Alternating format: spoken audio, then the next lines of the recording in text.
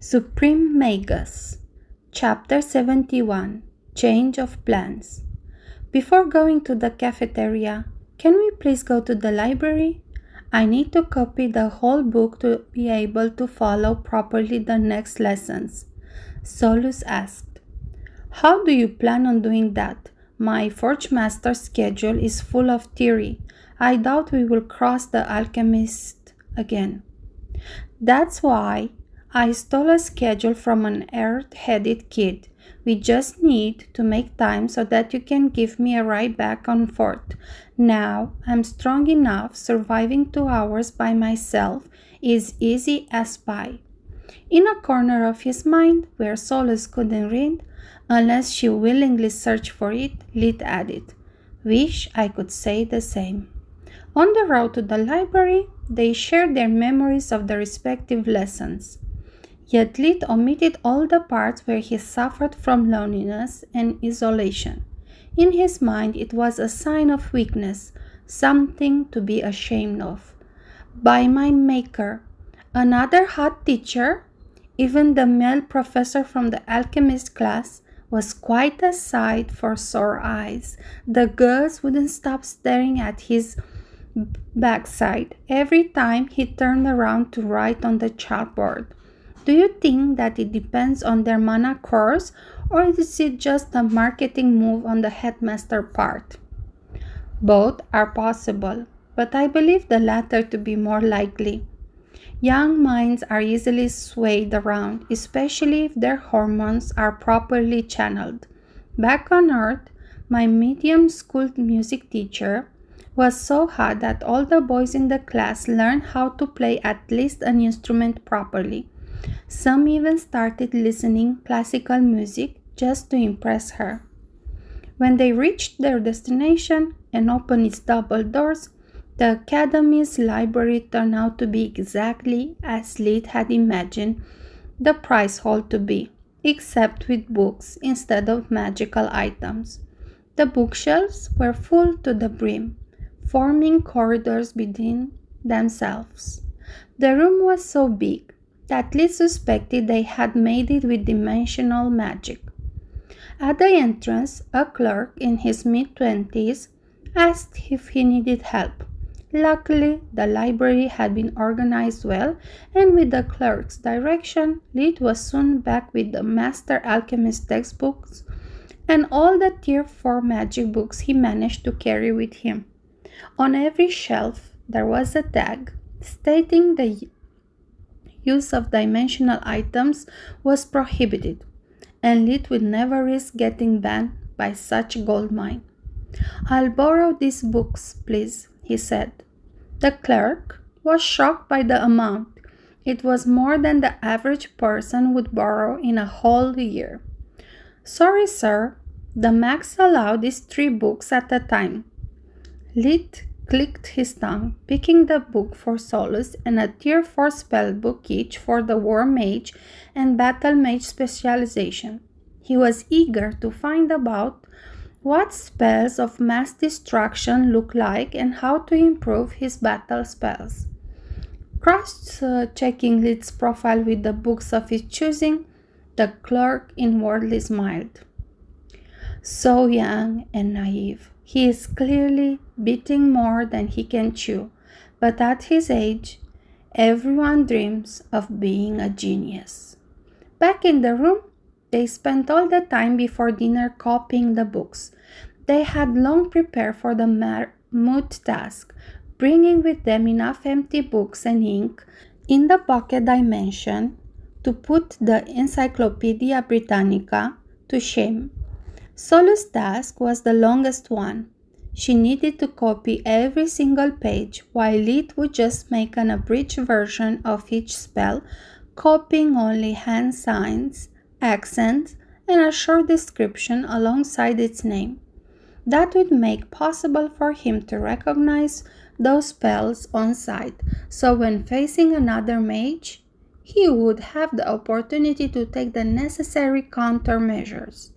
It would also allow him to reproduce them with true magic without being discovered. At dinner, he sat once again with his fellow healers. As much his heart cringed at the thought of their company, he wouldn't be at the academy forever. Lit needed reliable connections in the outside world too. Besides, he had just discovered how lonely he felt without solace. He needed to get back in touch with his human side. The mood at the table, though, was gloomy. Freya kept stirring the food in her plate, just nibbling from time to time. Quilla wolfed down her food again, but there was no joy in it. She kept avoiding their gazes, like she expected to be scolded any second. Lit was gripped by his inner conflict. He would have much preferred being alone with Solus, yet he needed to get a hold of his emotions, like the adult he was. Now that he had a cool head again, he had realized that even Professor Laika had been calling him mean eyes at their first meet. Solus had proven to be right all along. He couldn't keep glaring all his life. He had to make pace with his inner self, or at least learn again how to control the emotions that showed on his face. To achieve any of that, he needed to be around people, either learning to appreciate their company or at least to fake it. Uriel had the impression that someone had died, and he was the only one kept in the dark. "Freya, how was your day?" he said, trying to break the ice. "Terrible. It's just the second day and I need help to succeed in Nalier's class and in my mage knight specialization. Don't get me started about Trask. I don't know if it felt worse scoring so few wins or his smug grin every time I lost to a commoner. Why that stupid tutor of mine didn't focus more on charm magic. I feel so stupid and insignificant. I have always considered myself as someone talented and special. Yet now, I'm just another noble that everyone makes fun of, either because of my looks or my lack of skill. I'm so tempted to give up, but I'm the first person in my family to get accepted in one of the 6 great academies. I cannot waste this opportunity." "It's perfectly normal to feel that way," Uriel replied. "I didn't fare any better today, and my father is an archmage. But from Nalier's class, I learned that it's better to swallow my pride. I didn't hesitate to ask for hints during my warden specialization, since time is part of the grade. What about you, Lit? Why are you feeling so down? I heard you aced your forge mastering class, gaining quite some points. You should be walking on air. Don't let yesterday's bad memories ruin your day." Lit put down the silverware, trying to collect his thoughts. "Being harassed is never pleasant, but I faced worse. I'm not worried about that. As for my success, I'll admit it was quite pleasant. If I dismissed it saying things like it was nothing much, I'd be a lying hypocrite. But like Freya, it's my first time to being away from home, surrounded only by strangers. It helped me realize that I spent so many years hunting in the wild that I forgot how to act like a human. Be honest with me. Do I glare a lot?" "Every second, yes, always." The consent had been unanimous. Lit didn't trust them, so he had shared with them just a secondary issue. He was actually talking about his real worry with Solus to make his expression match his emotions. "As much as it pains me to admit, I'm worried about the future. Now I have everything planned out. But what if I succeed? I have no purpose outside making me immortal. And at the end of the day, is it even worth it?" Eliza had already left. Tista will soon or later marry, and my parents deserve to finally have some happiness and time on their own. But where that leaves me, Outside my family and you, I have nothing and no one that I love. I can live my life for them. Not only I would become a burden for them, but it also would aggravate my problem. Sooner or later, everyone will die, and I will be left alone. What word could possibly have a world devoid of joy? Oh, Lid, you are really hopeless. Solus was really moved. He had actually put her at the same level of his family, outside the joke context. You are just 12, yet you already worry about something that will happen decades in the future. I told you back then, and I tell you again, give this world a chance. Over time, many things can happen or change. Focus on the present. Whatever problem you'll have, we will face it together. Trying to control and predict everything is a desperate endeavor, and it will eat you from the inside. My father always says that from great powers come great isolation. But don't worry, Lit. That's what friends are for, to shed a light in your darkest days. Uriel patted him on the shoulder, trying to console him. In another moment, Lit would have sneered at him, pushing his hand away. But thanks to being able of making small talks with stranger again, and mostly to Solus' words, he managed to actually relax his expression for the first time since in the academy. Thanks, Uriel, he said with a smile. Friends, huh? Then why are you consoling me and my small problem instead of Freya, that has much bigger issues? Not to mention, he completely ignored Quilla. Friends, you're just trying to suck up to me. What happened to you, Quilla? Lid asked. She followed his example, taking a pause from eating to talk easily. Honestly, this academy sucks hard. It's even worse than my village. Before becoming a healer, I was considered a burden because I was too small and weak. After learning magic, since I was much stronger than my predecessor, everyone started treating me like a monster, even as a child. I could tell they were afraid of me, of what I could have done if I wanted revenge. I always felt different and alone back home, so I decided to come to the academy, hoping to find others like me, to make friends, to have a magical family that could understand me, someone to actually trust. The more she spoke, the angrier she became. Instead, my bubble burst from day one. Everyone here pushes me around, calling me names like cockroach, skank, and after I started taking the tonic, even pig. I'm sick of tired of being afraid. In hindsight, I was better off at the village. At least they were feared and respected me.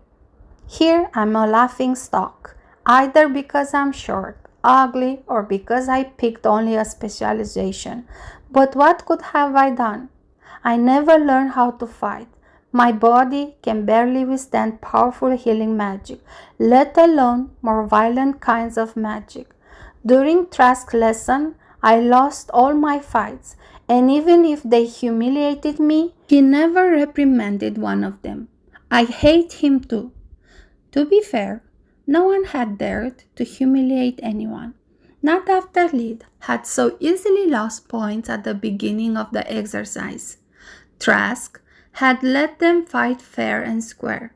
The problem lied in Quilla's short arms and flimsy build.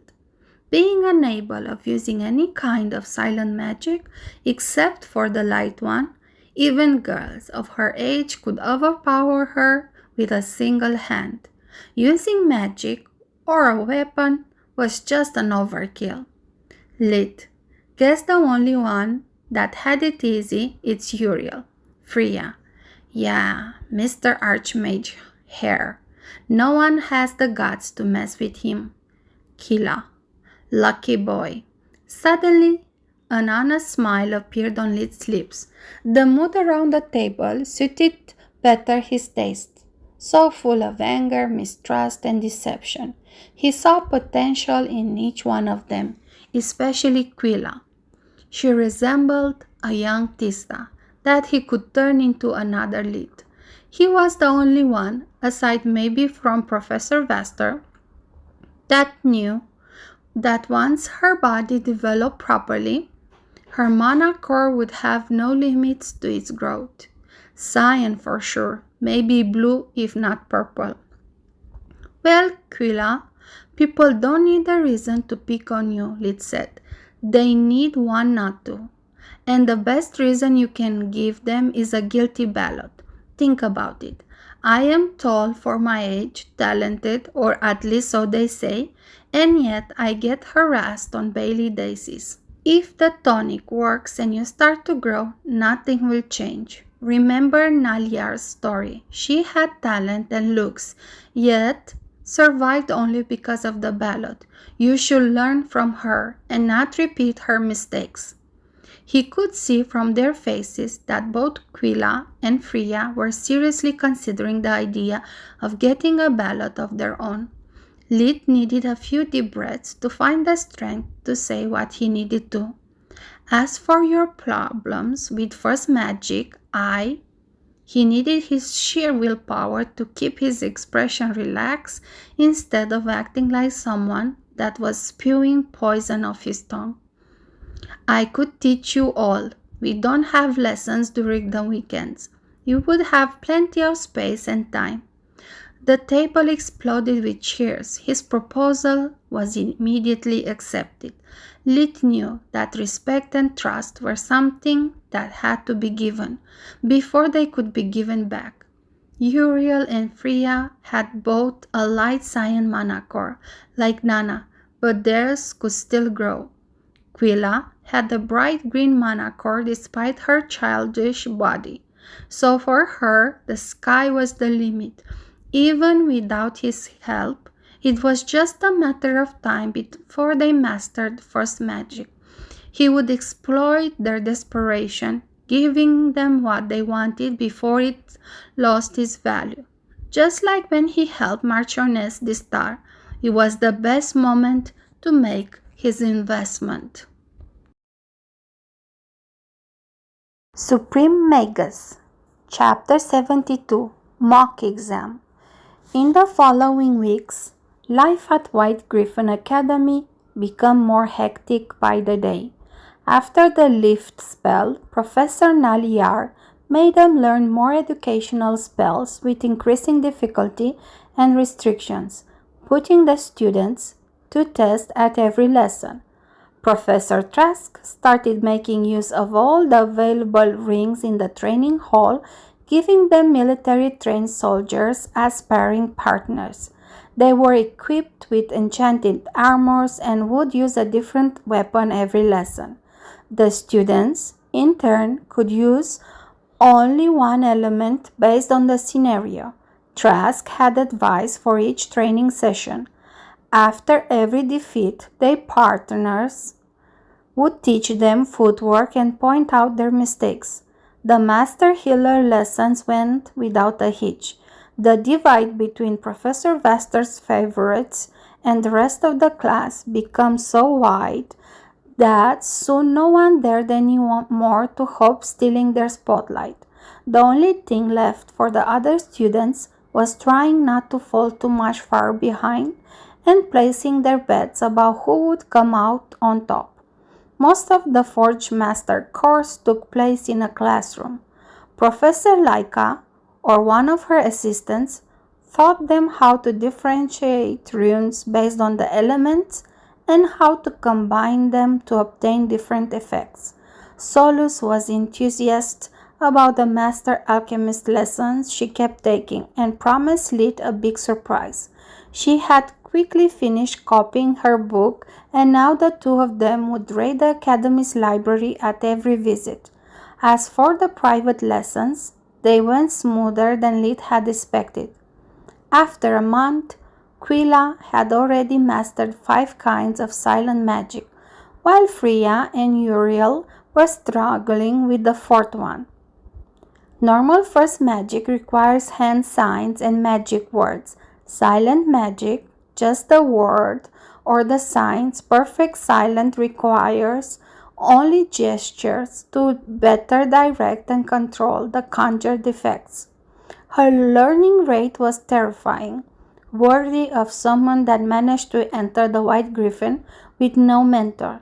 Lid suspected her to be a genius and kept a close eye on her. Thanks to the tonic, she had grown 5 centimeters and had gained 10 kilograms. She was still thin, but her manacore had already evolved to deep cyan. Over time, he had managed to gain their trust and confidence, or at least so he hoped. Lid decided to teach them only silent magic, keeping the secrets for perfect silent magic and multicasting for himself. He wanted them to be reliant on him, not dependent, or it would dampen their growth and self-confidence. Not to mention, he had no desire to give away such precious secrets and get nothing in return. Lid had proven them that they could trust him.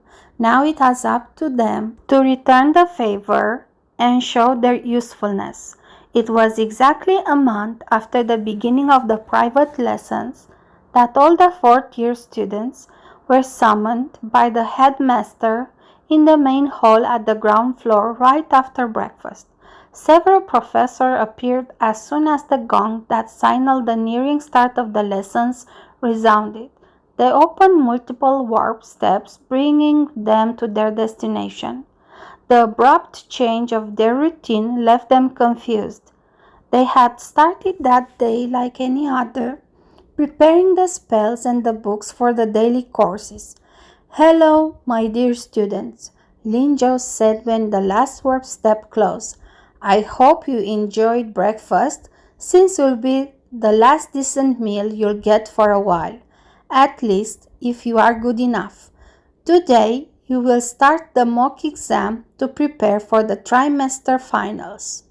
You will be split in groups of 5 according to the specialization of your choice.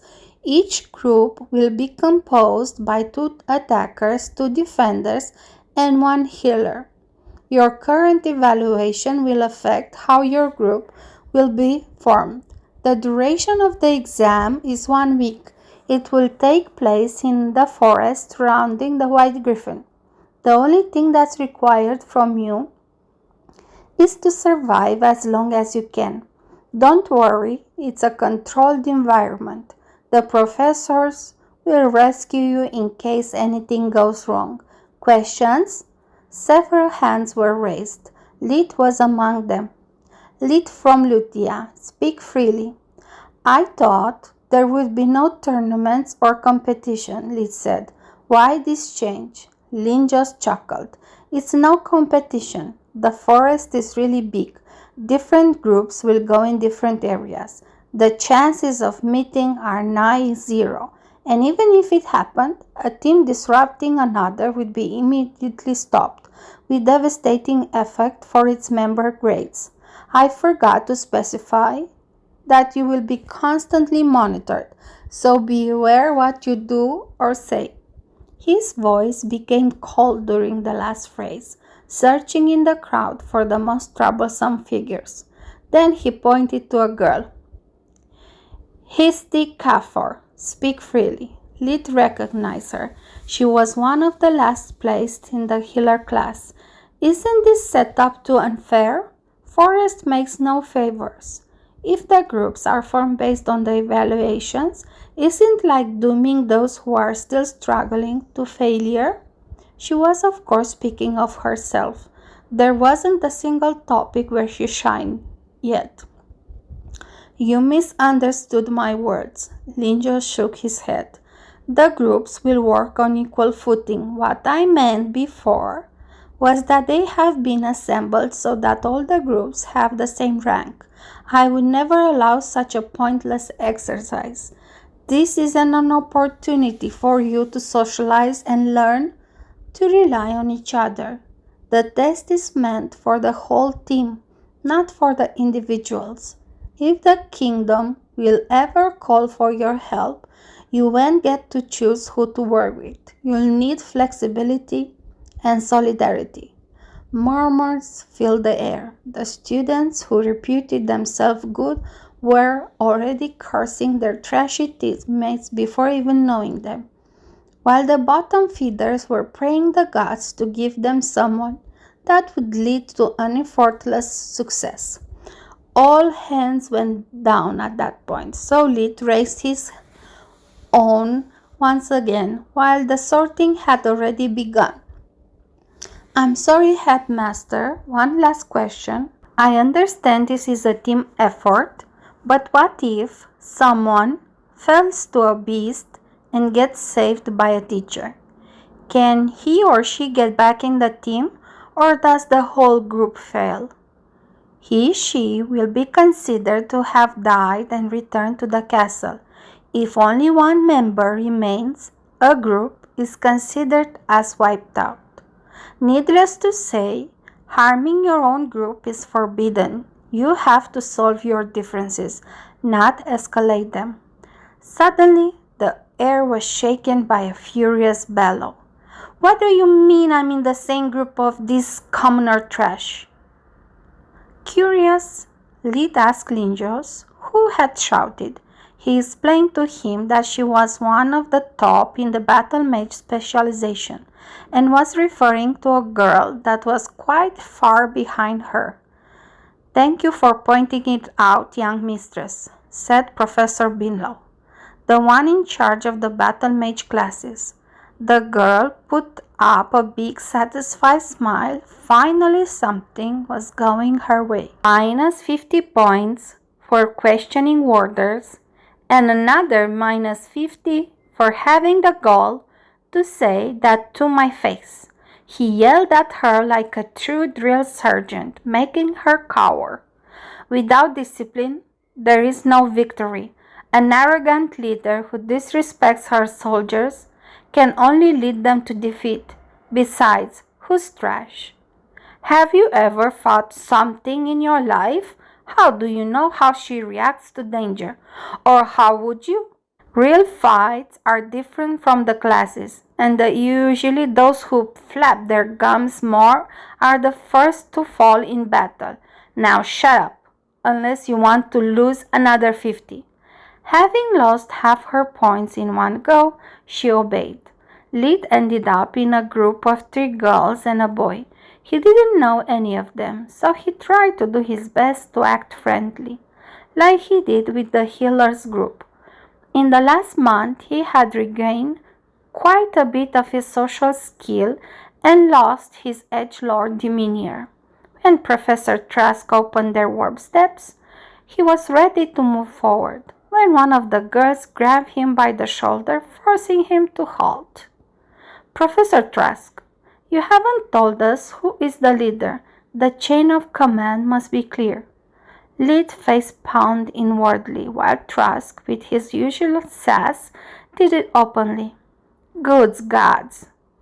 Are you deaf or what? This is a group exercise between people that don't know each other.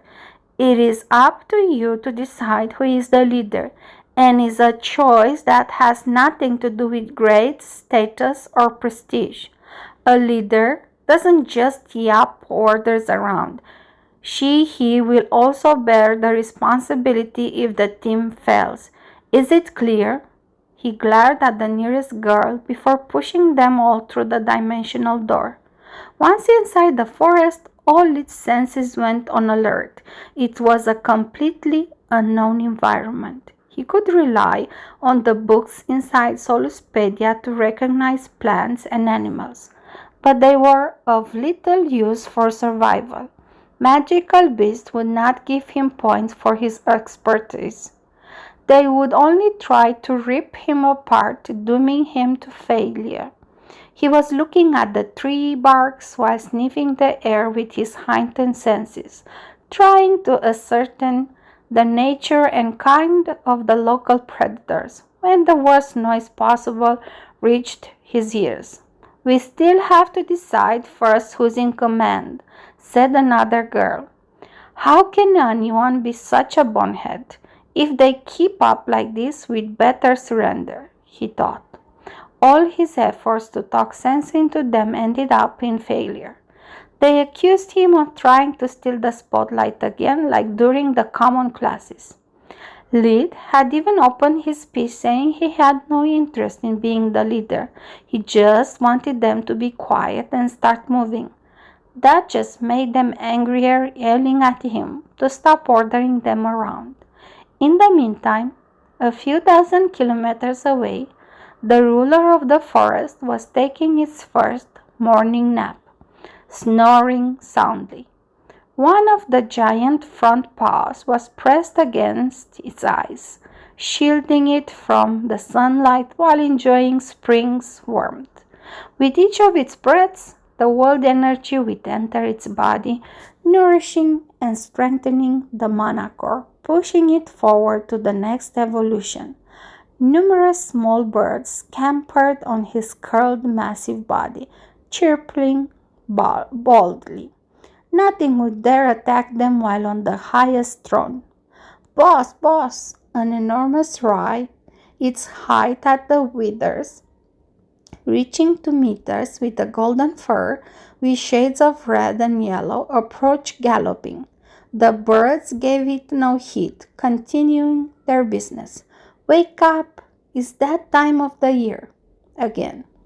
The scorpicore body shook up, suddenly alert and clear-headed. "Oh, gods, no, I'd swear I had cubs until just a few months ago. Finding a decent mate is such a hassle, not to mention how much care those adorable furballs require. Thanks, Emrook, but I think I'll hard pass. I need some me quality time." If a living human soul was allowed to spectate, he would see a rye facepaw himself in frustration. "Not that. I mean the men pups from the Mage Mountain have invaded your turf once again." The scorpicore stood up on its fours, stretching its spine and front legs like a cat movement, forcing the birds to fly away. "You moron, you should have said that earlier," it growled, towering above the rye like an adult with a child. "Finally, some fun.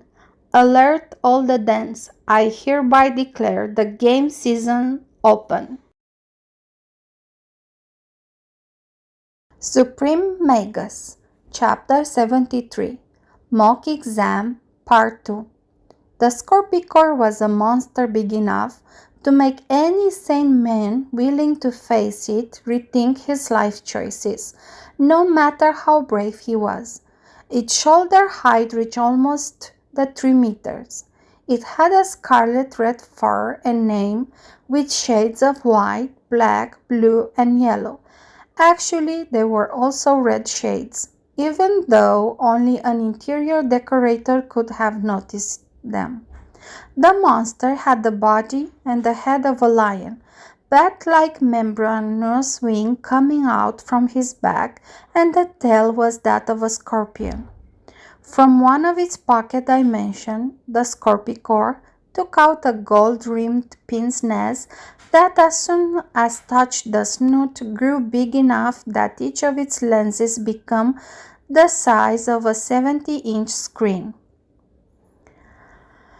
"Let's see where are the nearest playgrounds." Thanks to the magical glasses, the monster gained an ability that closely resembled Solus Mana Sense, paired with the ability to zoom in like a telescope. One group is near the green spring, another in the river clearing. Despite a great distance, it was able to locate the groups of 5 unknown manacores, identifying the students' drop spots. Order and chaos. These humans have no imagination. Everything is identical to the last time. Where's the fun in that? While grumbling about mankind's lack of originality, the scorpicore started sending teams of 3 magical beasts to intercept the humans and banish them from the forest. Rules of engagement? Rook asked. Same old, make a roar, growl, poop on them, whatever. Let them somehow notice your arrival, otherwise everything will be over before we can say order up. As long as the headmaster doesn't break the rules, we'll play along. The who? By my great mother, Rook, you are an excellent second in command, but you need to start to pay attention to hierarchies. The headmaster is the boss of the castle, the thing you called Maid Mountain. It had almost finished dispatching the cleanup teams when it noticed a pleasant surprise. Wait a minute. There is one group of 6 manacores instead of 5. I call dibs on that. What's a manacore? Asked a crone, a hawk evolved in a magical beast the size of a small piper plane. You are too young for that, Centaur. Survive another 20 years and I'll teach you how to evolve again. Boss Scarlet, you are making no sense. We are already at the pinnacle, right? Centaur tilted its head diagonally in disbelief. Yeah, right. And I was born a Scorpicore. No, dimwit, magical beasts are just a step. Before evolving in a Scorpicore, I was just a Sith. And before that, I was a cute and cuddly house cat. Scarlet rolled its back, exposing a giant tummy to the sun, purring like a muscle car. Despite all its effort, it was more disturbing than cute. You are joking, right? Asked Mr. Rook. No, I'm not. It's not like only you forest folk can turn into magical beasts. And if you keep doubting my word, I'll rat you out to one of my dragon friends that once was a lizard. I'm sure he will be happy to have you all for dinner with some good red wine. The various magical beasts preferred swallowing down their incredulity. Boss Scarlet told them the most ridiculous stories all the time, yet every single one of them turned out to be true. Rook, Termine, Centaur, enough chatting, follow my lead. With a single flap of its wings, the Scorpicore took off. Only Centaur was able to follow it, while Rook and Termine and Singy, a boar-type magical beast, could only stare up. What a callous beast, they said as one, while the Scorpicore was laughing its ass off. Have you seen their faces? These jokes never get old. They are too serious. They need to learn how to sit back and relax. When I was your age, Centaur stopped listening to the boss' rantings, just nodding from time to time and giving a random answer. Meanwhile, this group was still arguing. Everyone wanted to be the leader, to prove themselves being as good as the so-called top-tier students. Lid could only think of them as 4 cage-hungry dogs with only a piece of meat. The problem was that the cage restricted only them from harming each other. It offered no protection from real threats. Every second they spent yelling and arguing was like setting up the table for all the beasts in the proximity. He had already tried all the diplomatic approaches he and Solus could come up with, but with no result. Him being a top tier made them dismiss all his proposals as attempts to rack more points at their expenses. Sick and tired of their childish behavior, Lid summoned a strong gale that took them by surprise, making them fall butt first on the ground. Listen up, you idiots. If being nice didn't work, he could as well return to his original demeanor. Do you see that, and that? He pointed at several claw marks on different trees nearby. Those are not rustic decoration to embellish the landscape. Beasts use them as territorial marks, meant to warn intruders they are trespassing in their turf. If you take a second to look away from your ego, You'll notice that this area is being contended by several magical beasts. Each of them is capable of leaving claw marks the size of a book, and your rantings are alerting them all. This is a group survival test. We are supposed to get along, put aside our difference, and work as a team. I want anyone watching us know that if we get wiped out before even an hour, it's all this idiot's fault, he said, looking around, having no idea where the magic cameras could be. The speech, especially the last part, worked like a charm. After getting back up, they didn't even complain about the surprise attack. They reconsidered their actions from the beginning and prayed the gods to turn back time and give them a do-over. Being the gods otherwise busy, the timeline kept moving forward, so did Lead. I'm no leader. I always hunted solo, but one thing I know. In a dangerous environment, the key to survival is being as deadly as possible. We need to find a place where to hide during the day and easily defensible at night. We must leave before the high-pitched shriek of a bird of prey filled the air while the ground started trembling below their feet. Lee stopped talking, immediately taking the 3 fake potions out of his dimensional pocket and gulping them down. He could now activate fire, earth, and air fusion without arousing any suspicion. Before he could finish drinking, Centaur swooped down, kidnapping the cutest of the 2 black-haired girls from the group and taking her up in the air.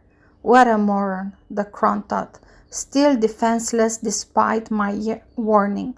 4th years are the worst opponents, barely offering any resistance. Cursing whoever professor had picked his teammates, Lit could only watch the crone getting higher and higher, supporting its flaps with wonderful updrafts.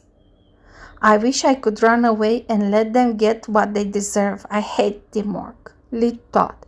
Everyone else was still in a daze, refusing to accept reality. What are you doing? Someone must take flight and save her. With her arms locked in the talons, she can't use magic. Lit wanted to beat them to death himself.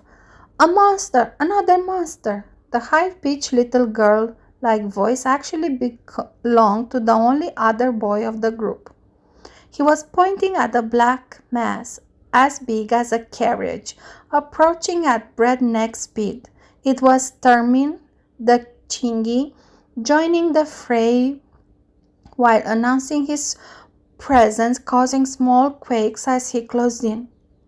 If you want to stay on the ground, take cover. While I realized that the talking was useless. The 2 girls had fallen to their knees, hugging each other, while the boy, judging from the repugnant smell, had pissed himself. Now I get why Trask was so hard on me and them the second day. Yet it was all for naught, Lit thought.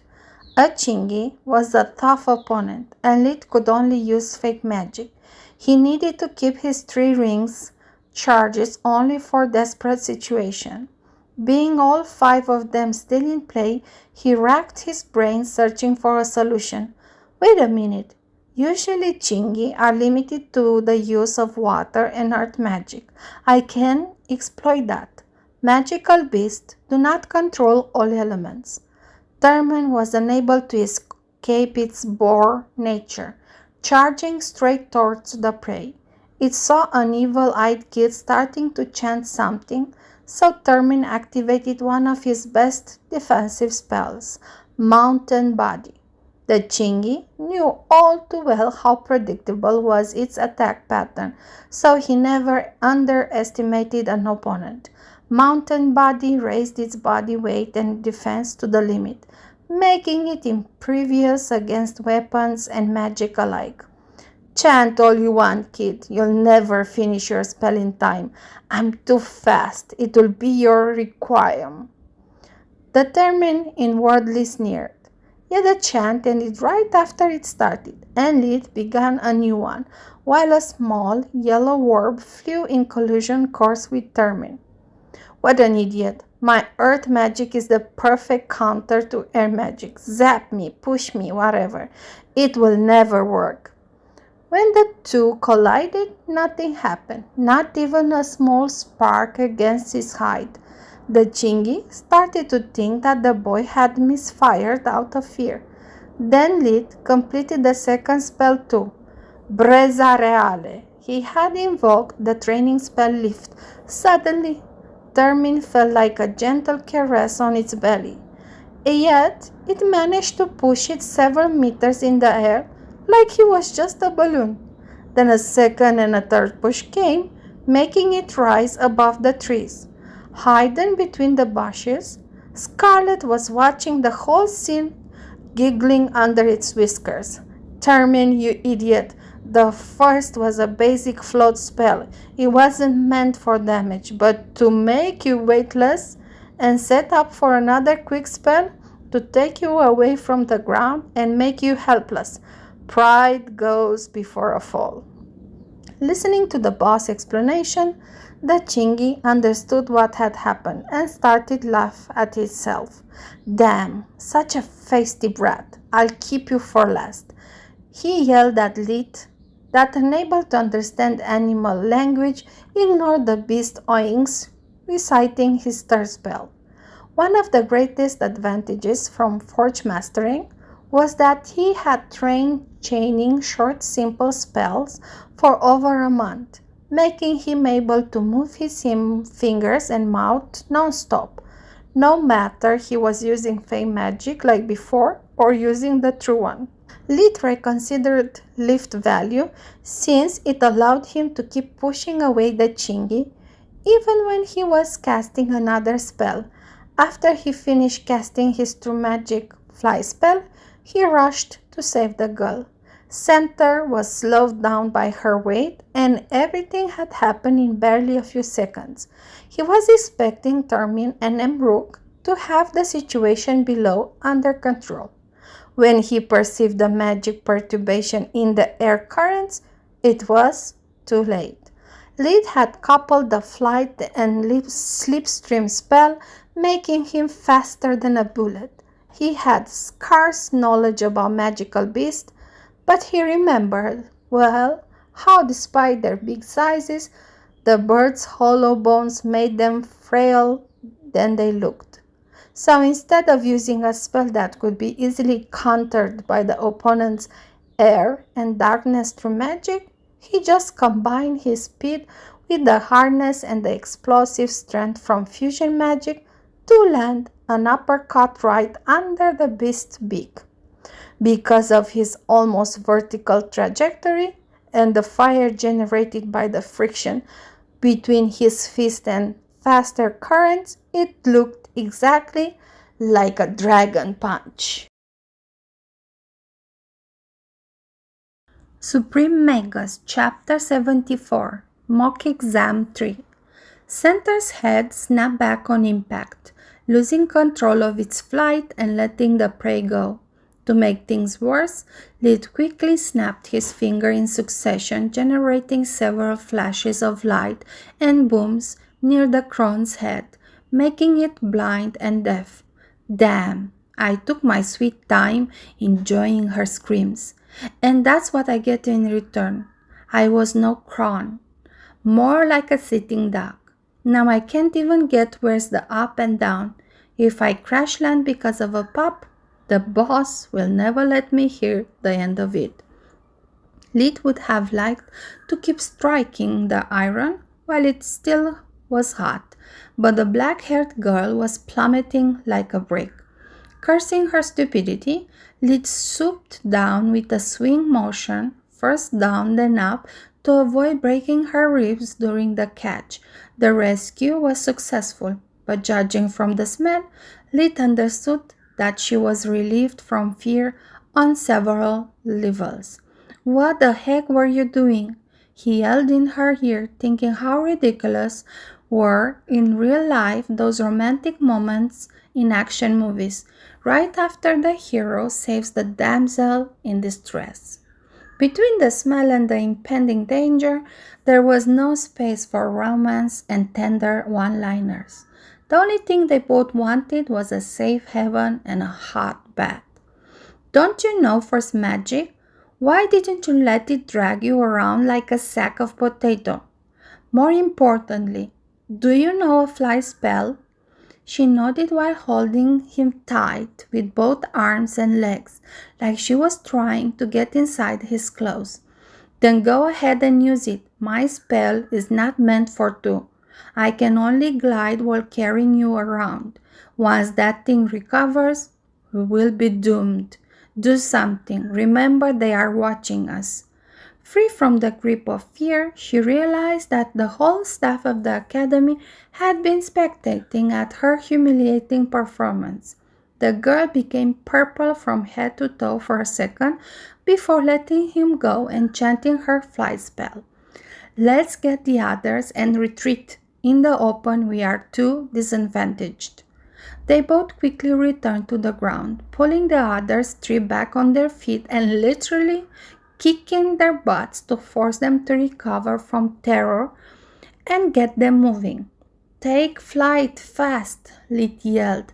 We have no hope of shaking them off on foot, but keep close to the ground. The crown will turn us in mincemeat if we try to fight in its element. To his teammates, Lit's words sounded those of a strong and experienced leader that had full control of the situation. The reality, though, like the professor could assess while face-palming, was that he was just remembering them common sense. This year's batch is awful, said Scarlet in his communicator amulet. They always are on the fourth year, Linjos replied with a sigh. Remember our pact, and don't be stingy. I want their weight worth in meat, and I mean the good stuff, no bones or nerves. And tell your servants to play by the rules.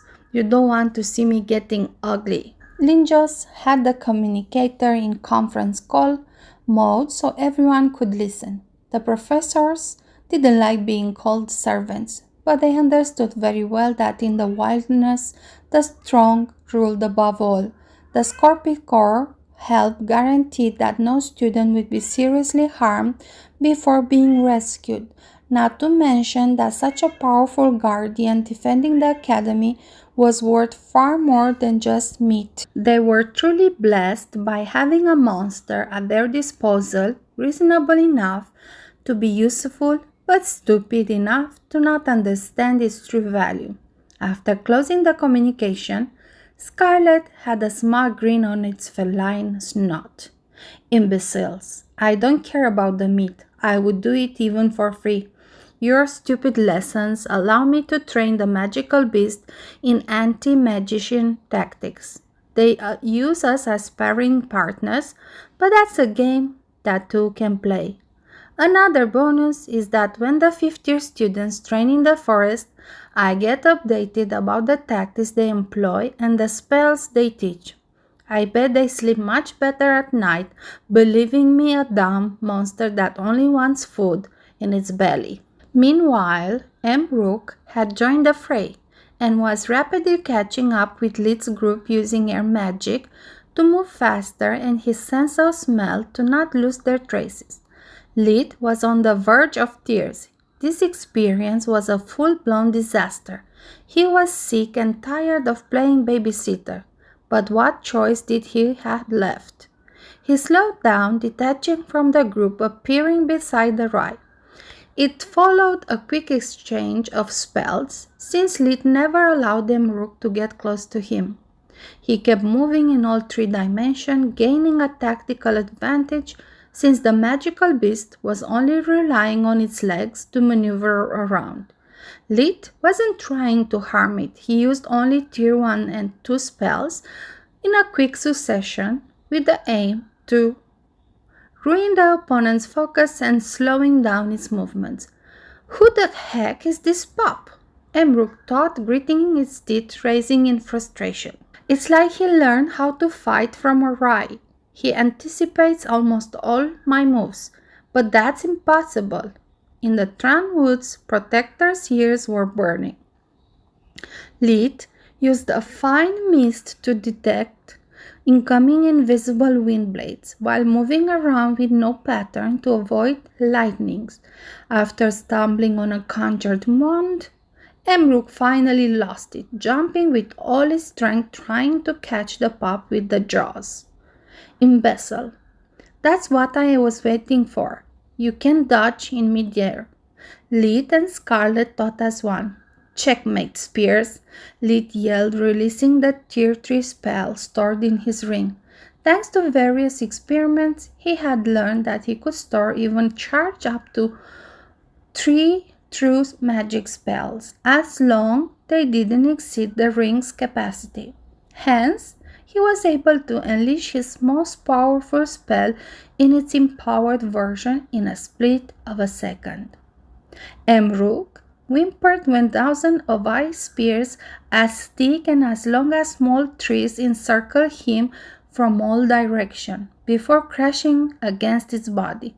Their mass was too big to deflect them with a single air barrier, and fire would need time to melt so much ice before rendering it harmless. Desperate, Emruk used its strong attack, Flaming Tornado, on itself. By combining its best fire and air spells, Emruk used the storm winds to deflect the spears from its vitals, hoping for the scorching hot temperatures to smooth down their deadly extremities. When the tornado disappeared, Emruk was alive and well, but his body was beaten and battered with countless small wounds. Between the spell and his thick fur, the spears hadn't managed to pierce it, but they still hit like a truck. Lead wasn't there to gloat or deal another blow. He had already returned to the grip, yelling trivial instructions. Use the first magic, darkness conceal. You idiots. Do you think a rye nose is for decoration? Hide your smell now. He took out some old clothes from the pocket dimension, turning them into shreds with air magic and sprinkled them with the sweet he had always forgot to throw away since the run to Professor Vaster's first lesson. Then Lead threw the shreds in the wind, hoping to create multiple false leads to the magical beast to follow. Not to be the leader of the situation, but I don't think your group would last a week. Solus giggled at her own joke. Sherlock, I bet we will be wiped out by tomorrow. Tomorrow is too soon. My bet is full annihilation within 3 days. Deal. They kept flying for about 10 minutes before feeling safe enough to take a break. The group had come across a small hill about 10 meters high. With the backs against something solid, they could finally catch their breath. Lead scanned the surroundings with live vision, allowing himself to relax only after finding nothing stronger than a normal beast in the surroundings.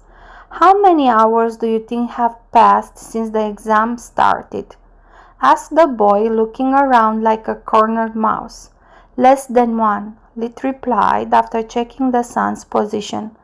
But it felt so much longer, said the tallest of the black-haired girls. All of them had a dejected expression. There was no trace left of their previous overbearing pride. Lead brought the index fingers against his lips, remembering them to be quiet. Then he started circling around the hill. The other 4 promptly followed him, forming a single line. "Oh, your ducklings are so cute, Mother Goose," Solus said. Lead made a complete lap, checking for caves. They had been lucky. There was none. A natural cave was too much of a convenient asset to be left vacant, and he couldn't afford to drive off Wildfire with the risk of being exposed. After choosing a spot devoid of grass or vines, he used earth magic to create an artificial cave by condensing the porous soil and turning it hard enough to hold the improvised ceiling. At the same time, Lit erected a small stone pillars to support the whole structure. It wasn't much, but still big enough for all of them to sit and rest comfortably. While the others were looking at him in a daze, he added more pillars along the walls. He wasn't an engineer and preferred to be safe rather than sorry. The boy walked towards Lit with a big smile and holding out his hand. I'm not gonna to touch any of you until you have cleaned yourself properly. I suggest using darkness magic. It will clean the dirt and remove the smell. After everyone was cleansed, Lit used first magic to close the entrance with a thick layer of earth and to light the inside of the cave. Then he pretended to cast a spell while activating Hush, generating a small air dome. Thanks to that, no sound nor smell can escape, so we can talk freely. I'd say that our introductions are long overdue. I'm Lit from Lutia, and I'm supposed to be the healer. His voice was exuding sarcasm.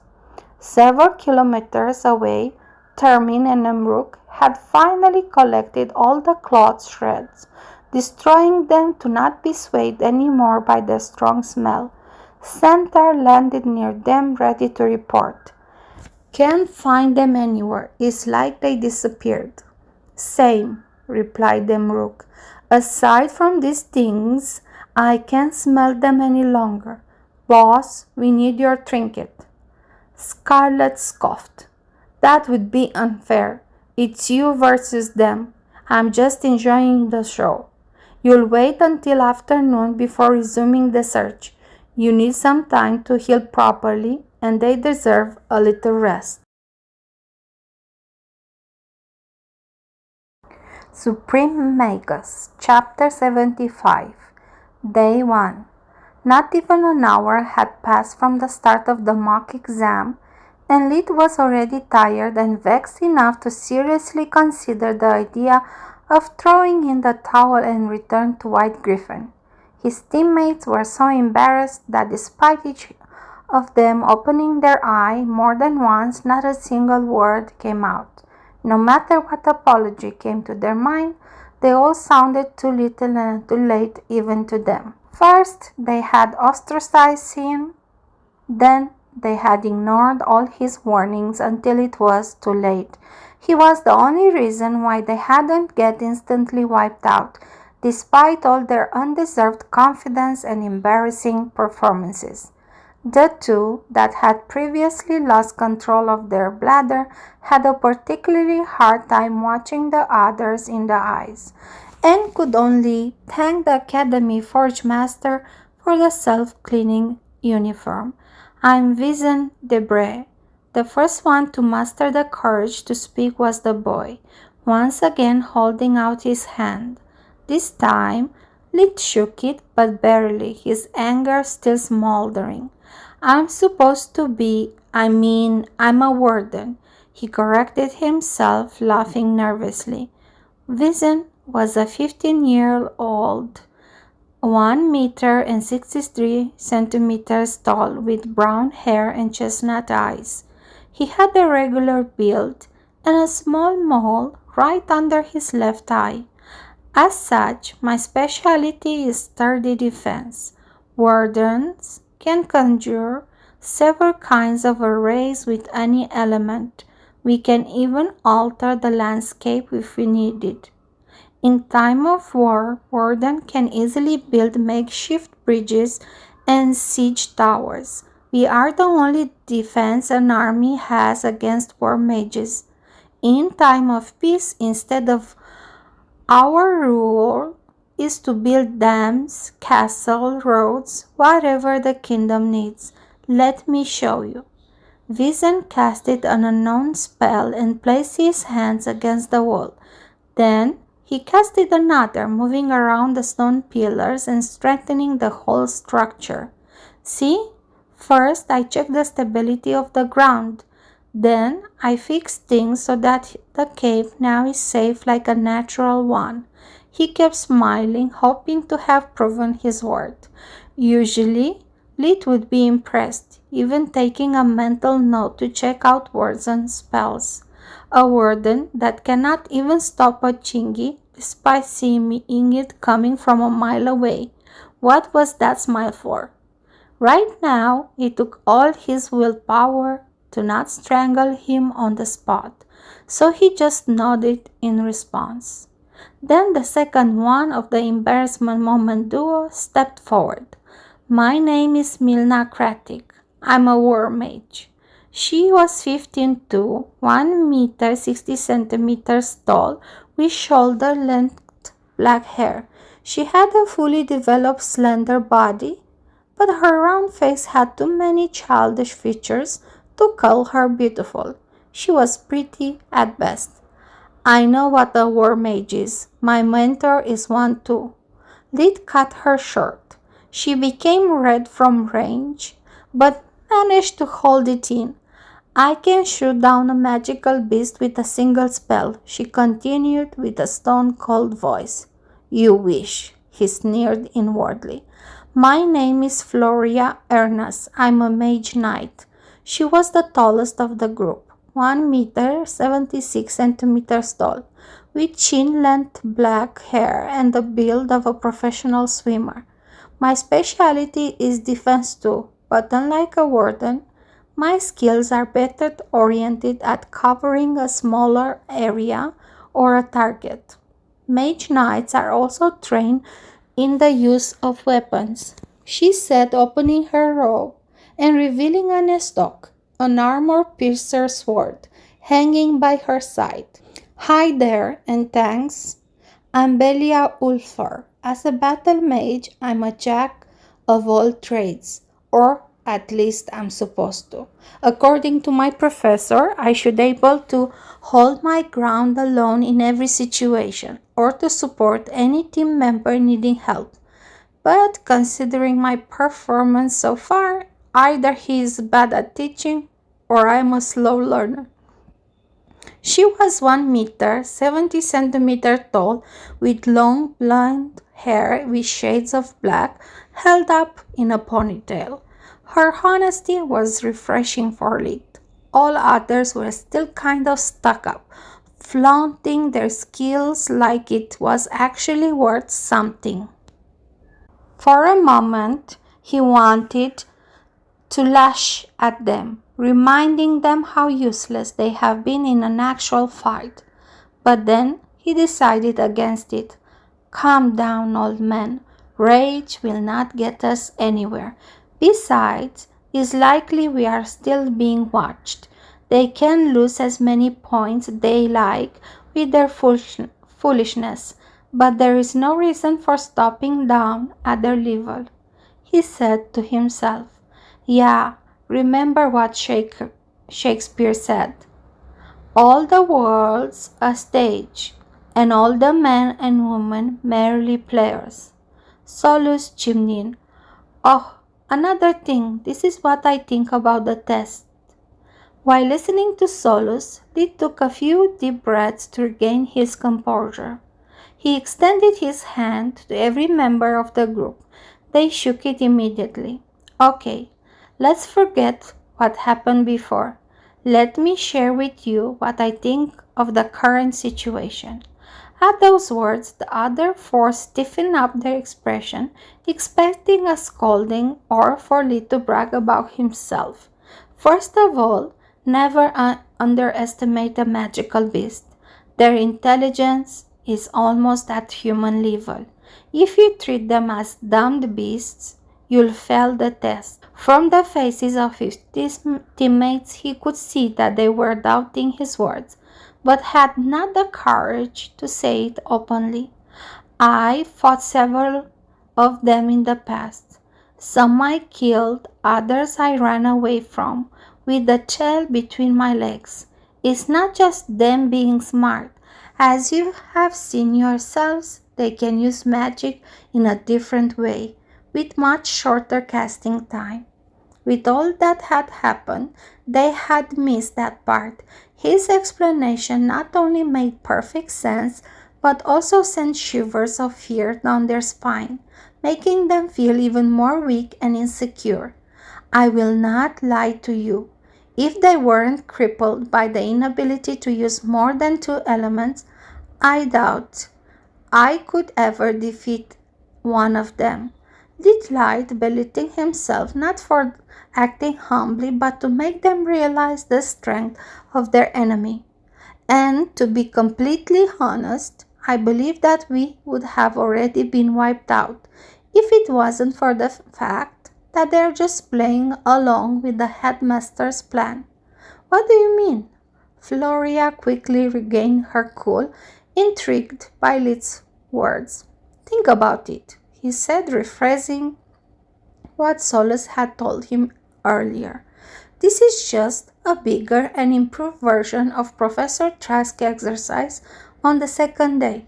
Didn't you find odd that the magical beast announced their presence before attacking? What sense does it make shrieking before sweeping down? The Chingy had no reason to perform that quake. It could have softened the ground and make its charge silent as a cat steps.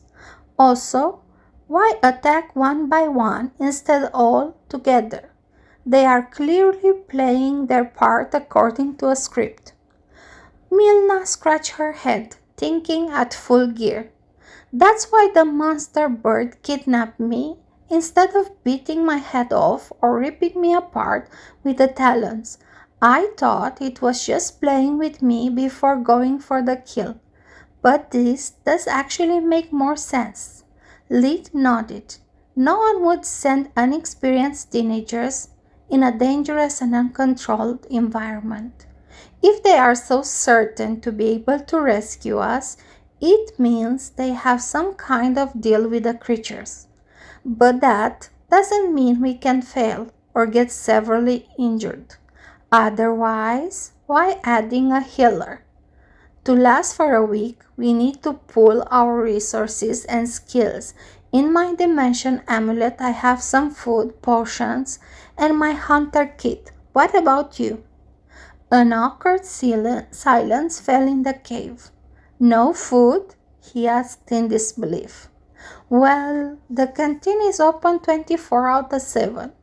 I had no reason to store any, Floria replied, keeping her head low, fiddling the ground with her foot. What about the potions? Never bought one, Milna said. They are cheap, but I can waste my points in one-use items. I never got why they sell them. They are useless. The others nodded at her words. Lit scratched his head, resisting the temptation to pull out his hair. Useless? How do you think I was able to cast so fast? To hit the crown so hard to force it to release you without breaking my arm? He wanted to add more, but only swear words came to his mind. What the heck do you have in your dimensional items? Tell me at least there's something useful. It turned out they were mostly employed for storing books, feminine products, and personal items like jewels, money, and family mementos. Vision even managed to surprise Lit with his properties. I have only books, and he whispered in Lit's ear. Other kinds of books, for research purposes. I can't have them lying around, so I always keep them with me. I can lend them to you if you need to relieve some stress. Lit didn't know if to laugh or cry. He hadn't heard that phrasing since browsing online comics back on Earth. He took out a plate of freshly baked cookies, stress eating them to calm his nerves and hasten his mana recovery. The delicious sugary smell of almond pastries and chocolate chips immediately drowned everyone's attention. Lit shared them with a heavy heart, hiding behind his smile the wish for his teammates to choke on them and put him out of his misery. The food managed to rise everyone's spirit, and when they ran out of cookies, they seemed refreshed and ready for action. I'll keep the rest of the food for emergencies. it will never last for 7 days. Splitting it among so many people, we need to hunt on daily basis. Who has any experience with it? Floria and Myrna both raised their hands. Good. Do you know how to use first magic to help you during a hunt? No, Mina said, shaking her head. But I think I'm speaking for everyone when I say that we now understand how ill prepared we are for this task. For any task, to be honest. Lid, you are the only one that seems to have an idea of what we are doing. Do you want to be the team leader? Their gaze is full of expectations. Made him want to puke. There could be only a possible answer. Suprememagus, Chapter 76. End of Day 1. I have always fought alone. I know nothing about formations or teamwork, and if I give orders, I can't cast any spell. I think it's better to have a skilled hunter rather than a makeshift leader.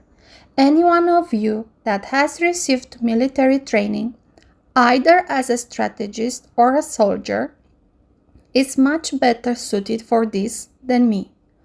Not to mention that I don't give a damn about any of you. I don't have any motivation for being a good leader. As long as I keep at least one of you standing, anything goes for me. The important is avoiding the wipeout, he inwardly added. Lid's teammates started talking to each other, honestly searching to determine who could best take charge, setting their pride and personal ambitions aside. Reluctantly, he had to burst their bubble. Do you mind a simple advice? Everyone turned towards him again. Whoever becomes the leader has a huge problem.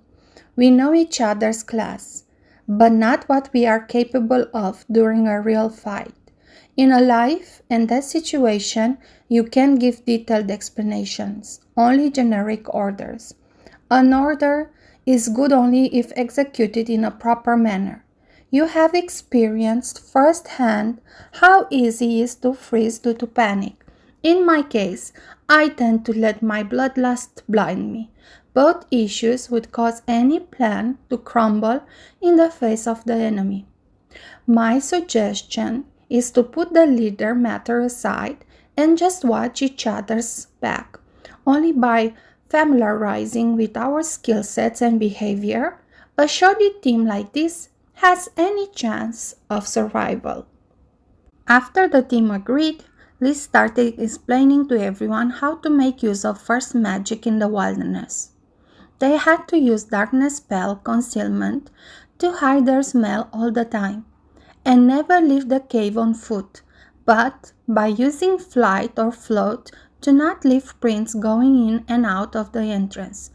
The same applied to hunting. Coupling those spells was the best way to sneak on a prey. Lid, Myrna, and Floria left the cave, while Belia and Vizen stayed behind. Vizen decided to employ the time at hand to make the cave more stable, spacious, and to solve what would be an inevitable hurdle. Soon someone would be in need of a bathroom, and he doubted that anyone would consider the idea of going alone outside. Getting literally caught with your pants down was a nightmare material. Once on the outside, the hunting team relied on looks and hand gesture, trying to speak only as a last resort. Being a mage knight, Floria decided to pair up with Myrna to protect her, while Lid would move on his own. See, I can't believe I have to babysit these kids. I know, Solus replied, but it's the purpose of this whole exercise. Yeah, it took us a while to understand why during the second day, Trask didn't assign any points. It was because he wanted us to teach each other actively, not just beat your opponent. And guess who do you have to thank for having understood the real nature of his test? Solus giggled. And guess who do you have to thank for keeping me alive and avoiding you the trouble of finding another host?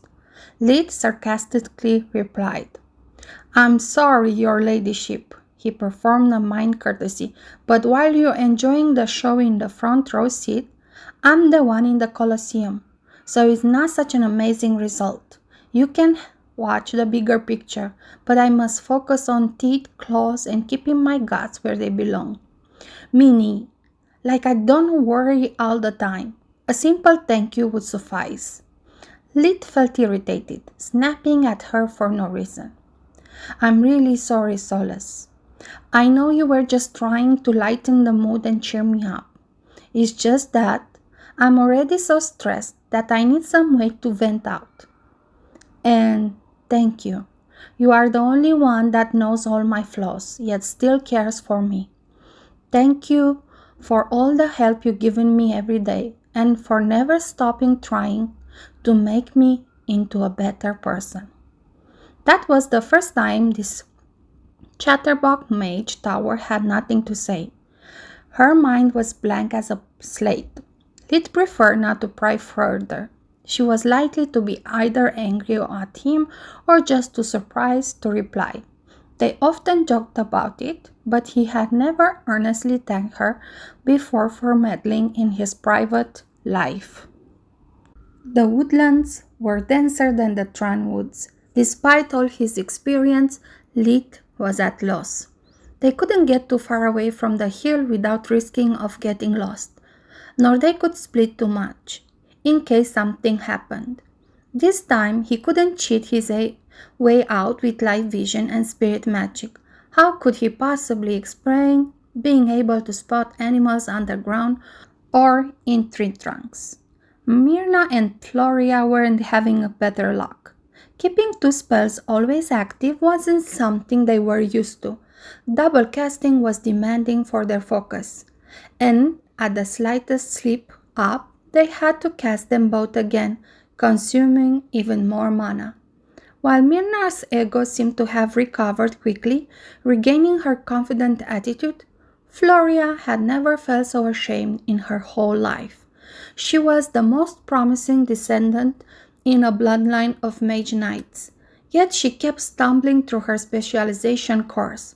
Her father had taught her personally both magic up to tier 3 and swordplay. He even made her fight wild beasts to give her real enemies.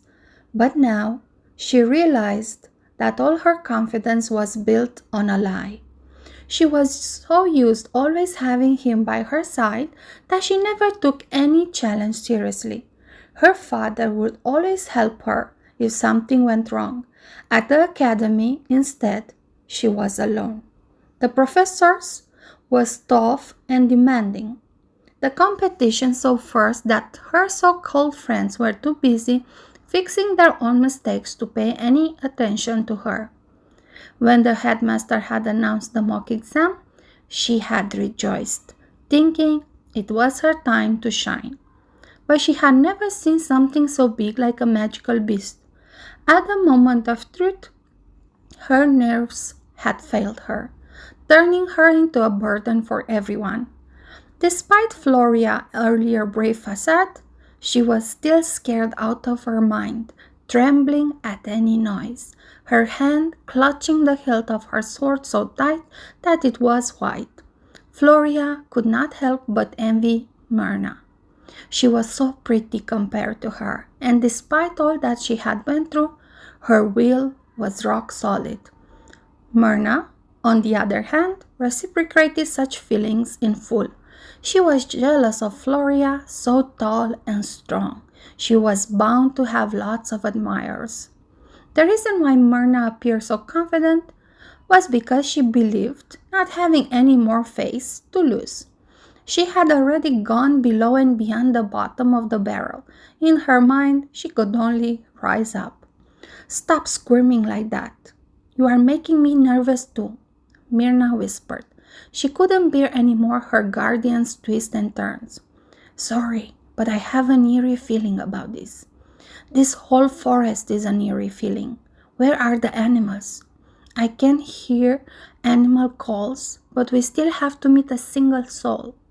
The minutes quickly turned into hours, and the only creatures they spotted were too far and fast to get any shot at them.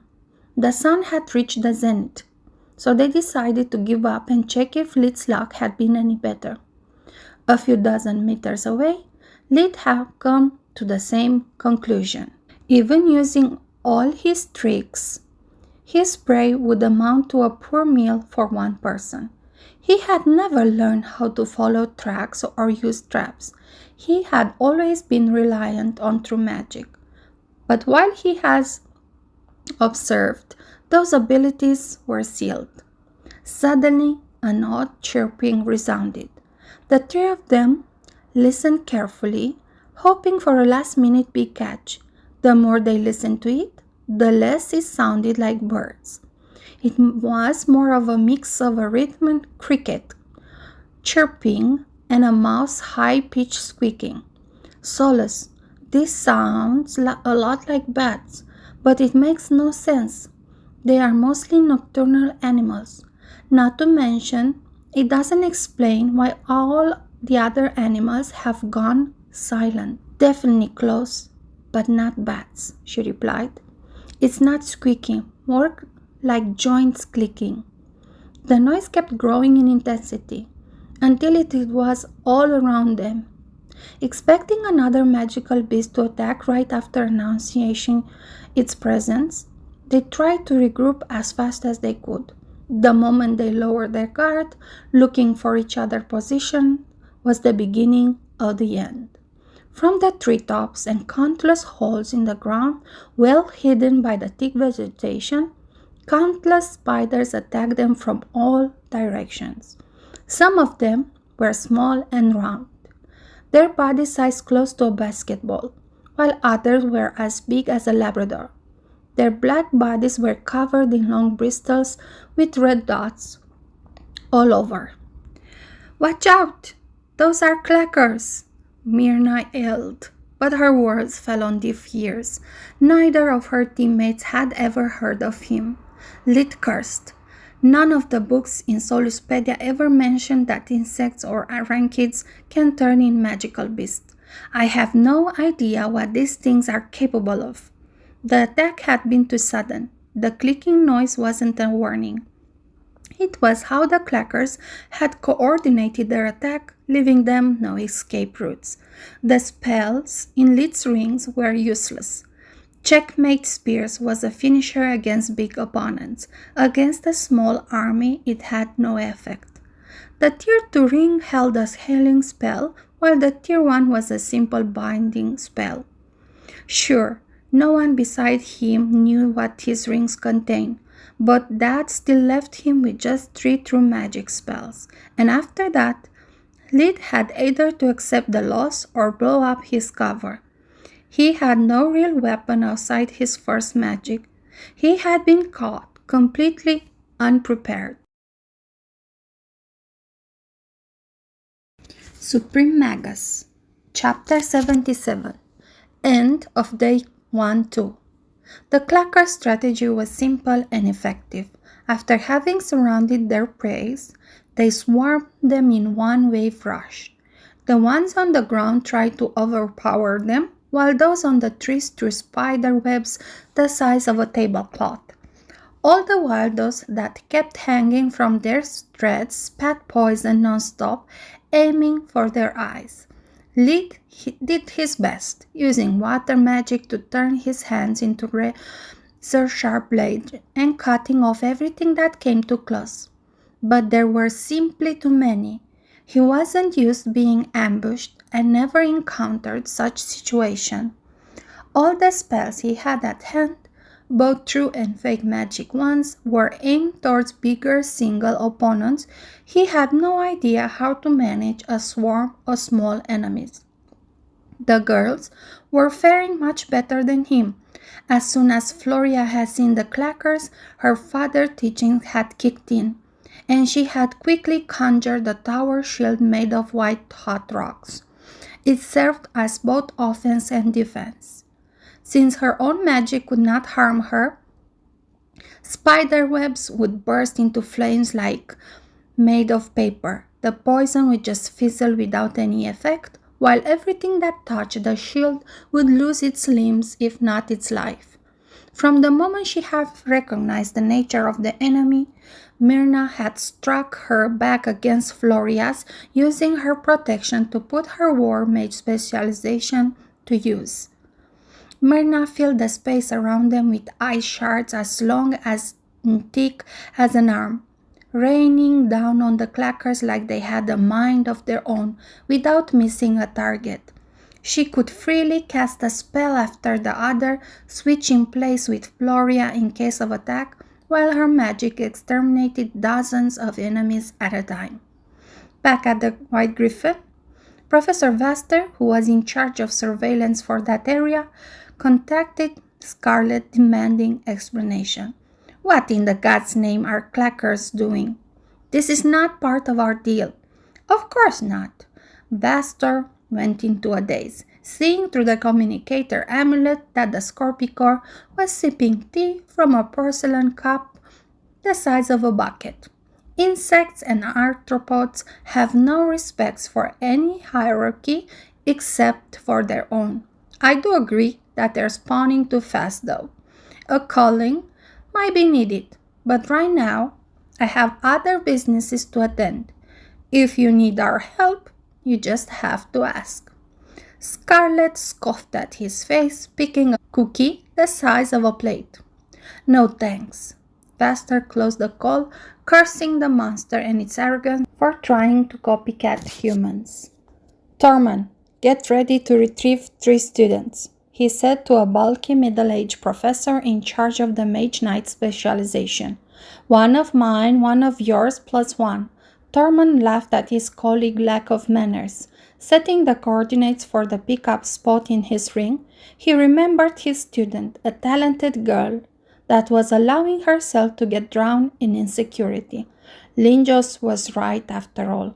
With the old rules, even someone like Floria would have been eliminated before the hour mark. The academy system needed to be changed. He was now regretting being one of Linjos' fierce opponents. Lid's situation was getting worse by the second. Despite his heightened senses and reflexes, there was only so much he could do. The only reason he was still standing was because he could use up to 6 first magic spells at a time. Even so, he could only delay the inevitable. The clackers were now so close that even if he was at liberty of using true magic, he would not have the time. No matter how many he killed, there were always more coming forward. Help! I need help! Was the only thing he managed to scream from time to time. Floria, instead, was swept by euphoria. The spiderlings normally lacked fear, but the fight had long turned into a massacre.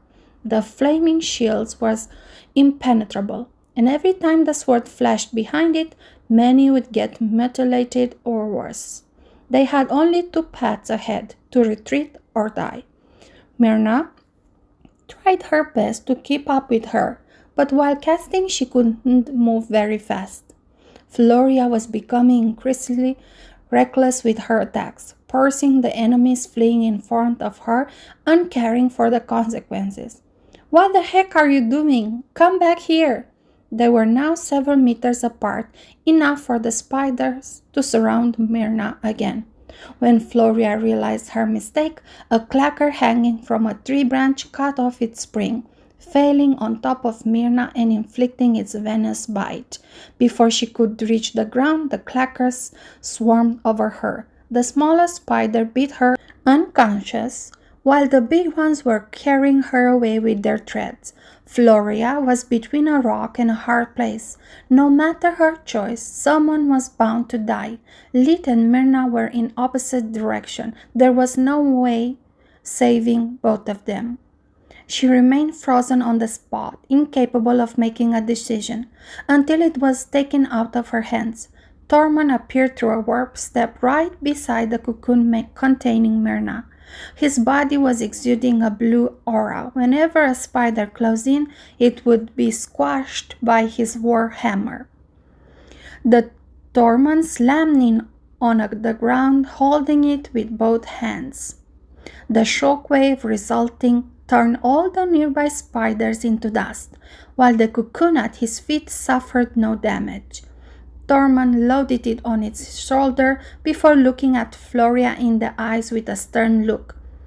"I'm sorry for being such a teacher," and then he disappeared into another warp step. Floria felt ashamed of herself. Once again, she had disappointed her teacher, and this time she had managed to do it in front of all the academy staff, while also failing her teammate. The arm holding the stock fell alongside her body, the weapon slipping out of her fingers, already touching the ground. What a poor excuse of a mage knight I am. The clackers noticed the opening and prepared to exploit it. "Sorry if I exit, but help!" Lit yelled on top of his lungs. Between the previous ambush and Tormund attack, he was facing a far lesser number of spiderlings, so he took the chance to regroup with his companion. Lit activated the Tier 1 magic holding ring, generating a flash like another sun had appeared in front of him. The spiderlings groaned and took a step back, while he jumped above them to escape the encirclement. Sadly, the clackers had a poor sight to begin with. They sensed the outside world mainly through their bristle, capable of detecting the movement of their prey through the vibration they created by moving. Floria could see a reply of what had just happened. Another spider fell from above on Lit's back, biting him right below the neck. Feeling his conscience fading away, with his last coherent thought, Lit unleashed checkmate spears on himself. Being encircled, the spears would trample everything along the way, while being incapable of harming him. As much as he hated it, he had to pin all his hope on the perfect stranger, who Lit valued more or less like a used car salesman. After that, he fell limp on the ground. The venom quickly reached his brain, disconnecting it from the rest of the body. Just as he had predicted, the spears turned into toothpaste, all the clackers between them and their target before passing through Lit's body like they were just an illusion. The spell created a path between them, but it was only a matter of seconds before more enemies reinforced their ranks. Cursing herself for her stupidity, Floria threw away the self-pity, finally realizing that Tormund's words actually meant. Most Mage Knight spells had a short range, but they had the invaluable virtue that they needed only one hand to be cast. In less than a second, she conjured the full guard spell, creating a spherical blue aura with a radius of 1.65 meters all around her, the same Tormund used, with a radius slightly bigger than her stock's range. Thanks to full guard, she had no blind spots. Whatever entered in the spear would be detected. Floria was able to strike with surgical precision without looking. It didn't matter if it was spit, webs, or spiders, everything would be met by the shield or the sword. Her stock was the goodbye gift of her father, forged with a secret family technique. The point stabbed like a spear, while the sword's single edge would cut like a katana. She moved towards Lit's position, releasing small darkness bursts with each strike.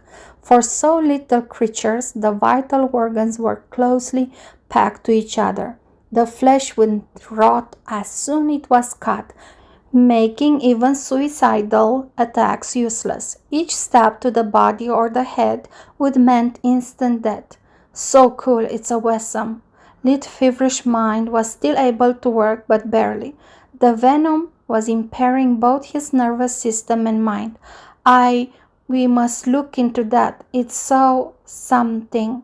Lit, are you okay? Solus was really worried. You sound a lot like in the memories where you were drunk and under the effects of marijuana.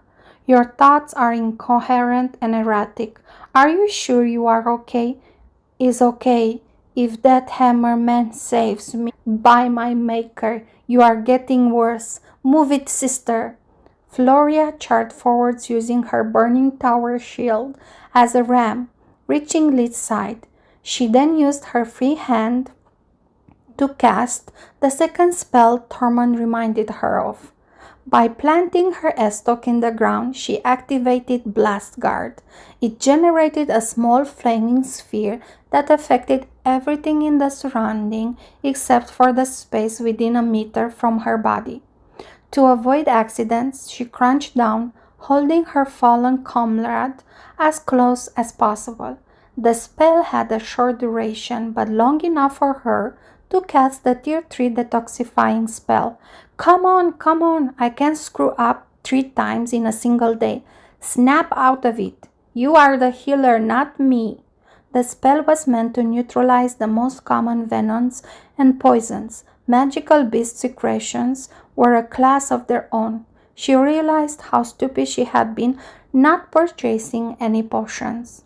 If she had them, maybe she could have saved both of her teammates without having to rely on gambles and wishful thinking.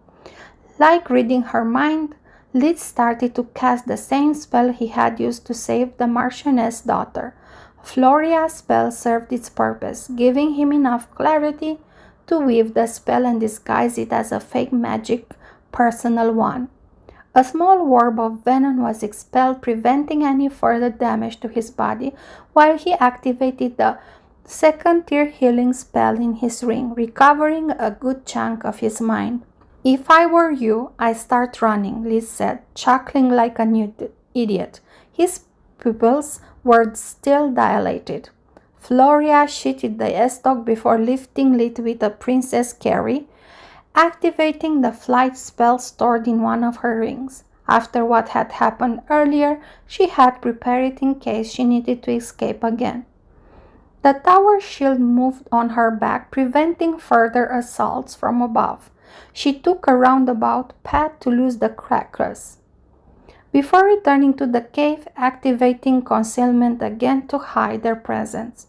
Lid would look at her stern face from time to time, giggling like a little girl. "Look, Solus, I got my knight in shining armor to save me." "Lid, you are still confused. You are thinking out loud. Please shut up," she mentally screamed. "Who's Solus?" Floria asked when the situation seemed to have calmed down enough. "A good friend of mine.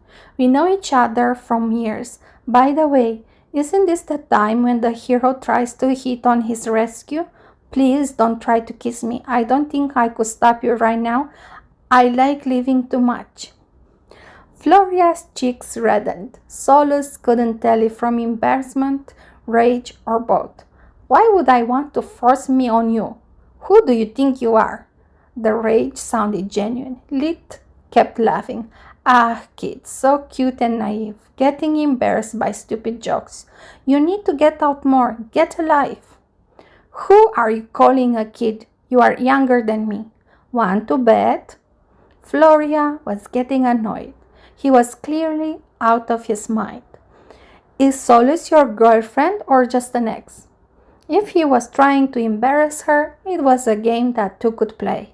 "Nah, she's a girl and a friend, but that's it. We are both heartless and stone cold, so we have a lot in common. Also, it would be really difficult to get in touch with her. Get it? Get in touch." Then he started cackling like it was the best joke ever. She ignored him for the rest of the flight.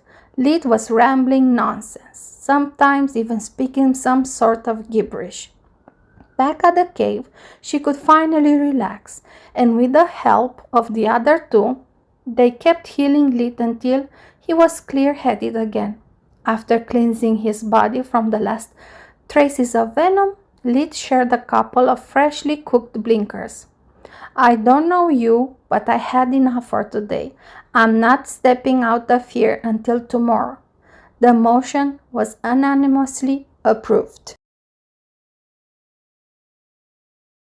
Suprememagus, Chapter 78, Day 2. After the end of their shift, Vastor and Thorman went back to their quarters. Vastor waited until they were alone before expressing his hilarity. Thorman, old friend, I would have never imagined you had it in you, helping your student like that. Technically, that's against the rules. Vastor's tone of fake indignation wouldn't have fooled the deaf man. I did no such thing. I just used the spells that I consider best for the situation at hand. If she ended copying me, how is that my fault? Are you going to report me? It was a rhetoric question. Thorman already knew the answer. Are you kidding me? Your student ended up saving mine. The least I could do is gifting you that bottle of 50 years aged blue flame you keep eyeing every time you enter into my office. I'm glad you loosened the stick up your butt. In an underground maze, several kilometers away from the castle, another kind of conversation was taking place. After slaughtering its way through the nest, Scarlet was facing the brood mother. It was the creature responsible for the abnormal spawn rate of the clackers. Every single one of them was one of her children. Its abdomen was that of a giant spider with 8 long legs. But in the place of the head, there was a human-like figure. It was like someone had attached a human starting from the thighs to the spider body. But it was a human with no distinctive feature. Its chitinous skin was gray. The hands had unnaturally long fingers ending in razor-sharp claws. The head had 8 eyes and a long slit where the mouth was supposed to be, allowing it to speak. Look, I'm tired of playing hide and seek. I only came here because I know you are smart enough to understand me, and because I hate senseless distraction. Scarlet was quite angry from the repeated assaults it had suffered along the way. They had no effect except wasting Scarlet's time. What do you want, oh mighty ruler? The mother's voice was low and hoarse. Every word sounded more coughed rather than spoken, yet it managed to laugh, sneering at the Scorpicore claim title. Stop laying so many eggs. Your children are a plague to the forest. You have already invaded others' territories. I won't repeat myself a second time. The brood mother chuckled again. Is that so? Then I challenge you, O ruler. The forest needs a new guiding hand. Scarlet scoffed. It had heard that speech countless times, either from the humans or magical beasts. Fine, challenge accepted. The conversation was cut short, much to Mother's annoyance. Violating all the rules of the challenge, the brood mother attacked without notice, making the fully developed clackers that guarded the throne room, each the size of a bull, coordinate with its attack. The Scorpicore's roar struck into waves. The first was a cold one, turning the whole underground nest in a frozen wasteland. The second was an ultrasonic one that turned the newly formed ice sculptures in countless shattered pieces. Oh, I won. Big surprise. Long live to me. Sad for having no witness of its crushing victory, Scarlet called Linjos. The clacker issue is resolved. With the brood mother dead, the survivors will go into hiding until another comes up. Let's hope the next one will have more brains than bronze. Thanks for solving the matter so quickly, Linjos replied. What do you want in return? I like this human, Scarlet thought, always saying please and thank you, instead of treating me like a tool like his predecessors did. I'll make sure he keeps his position. Let's just say you owe me one. What's the survival rate of your cubs? Better than the previous years. Around 50% of the groups made it through the first day. It's time to kick things up a notch. Back in the cave, Lid's group was finishing breakfast and planning the rest of the day. Everyone had much appreciated Vision creating a side cave bathroom. Despite everything was supposed to be team effort, not all of them could be executed properly in front of others. With so many mouths to feed, Lid's stash wouldn't last more than 3 more days. Using magic burned a lot of calories. It exhausted both the body and the mind. Thank the gods you ended up in my group, Belia said, gnawing away the last shred of meat from the bones. After fasting for a whole day, I would have either surrendered or eaten Vision. Everyone at the table laughed but Lid. Why so gloom, mate? And seriously, why do you keep so much food on yourself? Vision asked. Not that I'm complaining. Lid glared for a moment before closing his eyes and taking a deep breath. We are not mates. In order, not gloom, envious, because clearly none of you have ever starved. And the second answer is linked to the first. When you suffer from hunger, as long as I did, you do not feel safe unless you have some food with you all the times. Vision realized his blunder and tried to apologize, but Lid dismissed everything as an accident, proceeding to explain what they could expect from magical beasts after he gave them all the key points from his experience. There were still a few things left to say. Never underestimate a magical beast. They may be stuck with just 2 elements, but they can use them in ways we can only imagine. Their casting time is incredibly fast, and to make things worse, our physical prowess is nothing compared to them. My advice is to always keep your distance and never play the game like they expect us to. Doesn't that mean that we already screwed? We have already lost our bigger hitter. Vision wasn't much of an optimist about the situation, and neither was Belia. We have lost 1 member. Our aim is to survive, not to beat them all into submission. After the previous day, Floria had shed away most of her insecurities, becoming more decisive. The main problem is that after pondering a lot about it, I came to the conclusion that splitting up was a mistake. This is a group exercise. Staying in a cave isn't getting us anywhere. You two could have helped us a lot yesterday. Not only Myrna could have been saved, but you would have gained battle experience. After fighting the clackers, I feel I have grown up a lot as a mage knight. None of us will truly understand his own abilities without putting them to the test. Agreed, Lid chimed in. That's the reason why I taught you how to use first magic in the wilderness and about magical beasts. That, and because otherwise you would fall without teaching you nothing. Mage Knight spells are something I have to replicate ASAP. I can't wait to see what those two are capable of. Plus, I discovered a huge hole in my toolkit. I have to devise something against a small swarm of enemies. And what about a swarm of big enemies? Solus asked. In that case, my only option is to run away. Also, I would like to propose Floria as a team leader. For an experienced unit like ours, defense is more important than offense. Her skill sets provides us the best options to stall and regroup. Not to mention, yesterday she proved herself. It's an odd way to say, "Thank you for saving me," she replied.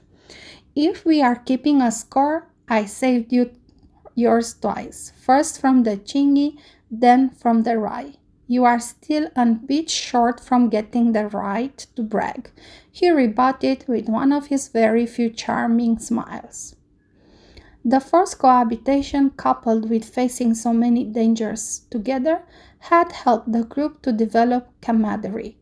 Despite all the hardship, Floria was starting to enjoy their situation. It was the first time since coming to the academy that she was being looked up for her skill, not her noble title. Her teammates didn't hope for her to feel better about themselves. They were counting on her. Lit instead wasn't touched at all. For him, it was just a temporary setback, something he had to cope with, exploiting that time to regain his people skills. He knew that over time, his edgelord demeanor would do him more harm than good. The world was big and unknown. He needed to play by the rules of society and avoid useless conflicts. In the grand schemes of his plans, 1 week was barely a rehearsal. No one objected to Lit's proposal. He had already gained their respect.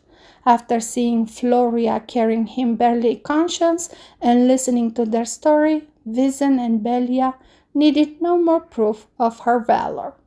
Before setting out of here, here's my orders. Vizen, you'll pair up with Lit. It's better to keep attack and defense of each unit balanced. I'll take care of Belia.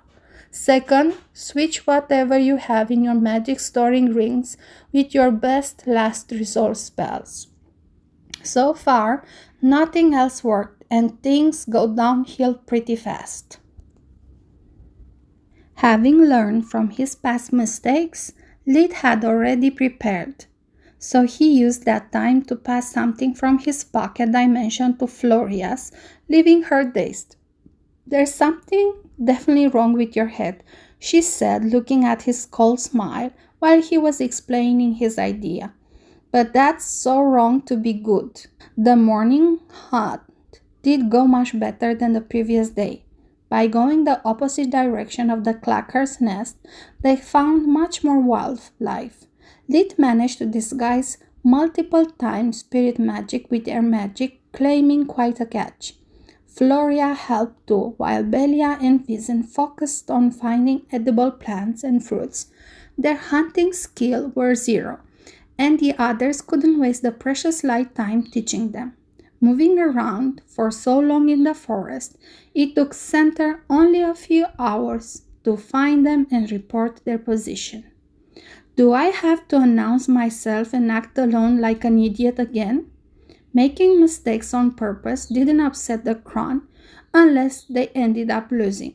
No, new day, new rules. Only one of you has to be spotted. The others can lay low and coordinate their attacks with you, Scarlet replied.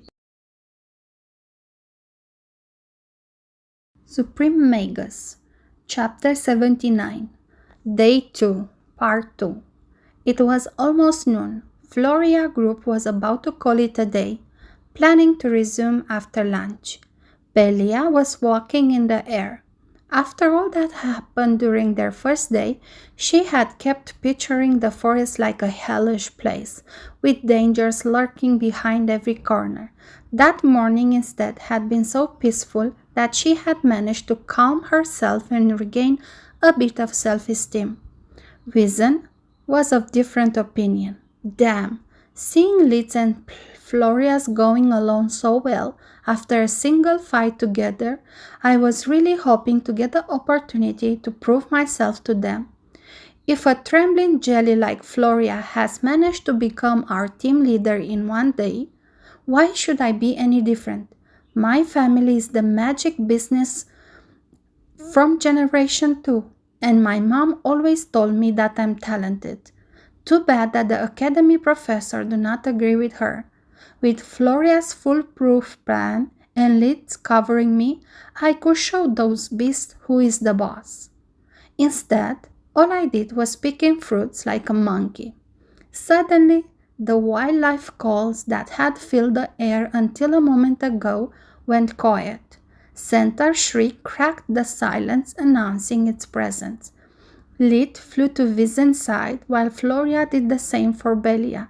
The two-man unit kept a distance between themselves. for about 10 meters, close enough to be able to help each other in case of need, but far enough not to get caught by friendly fire.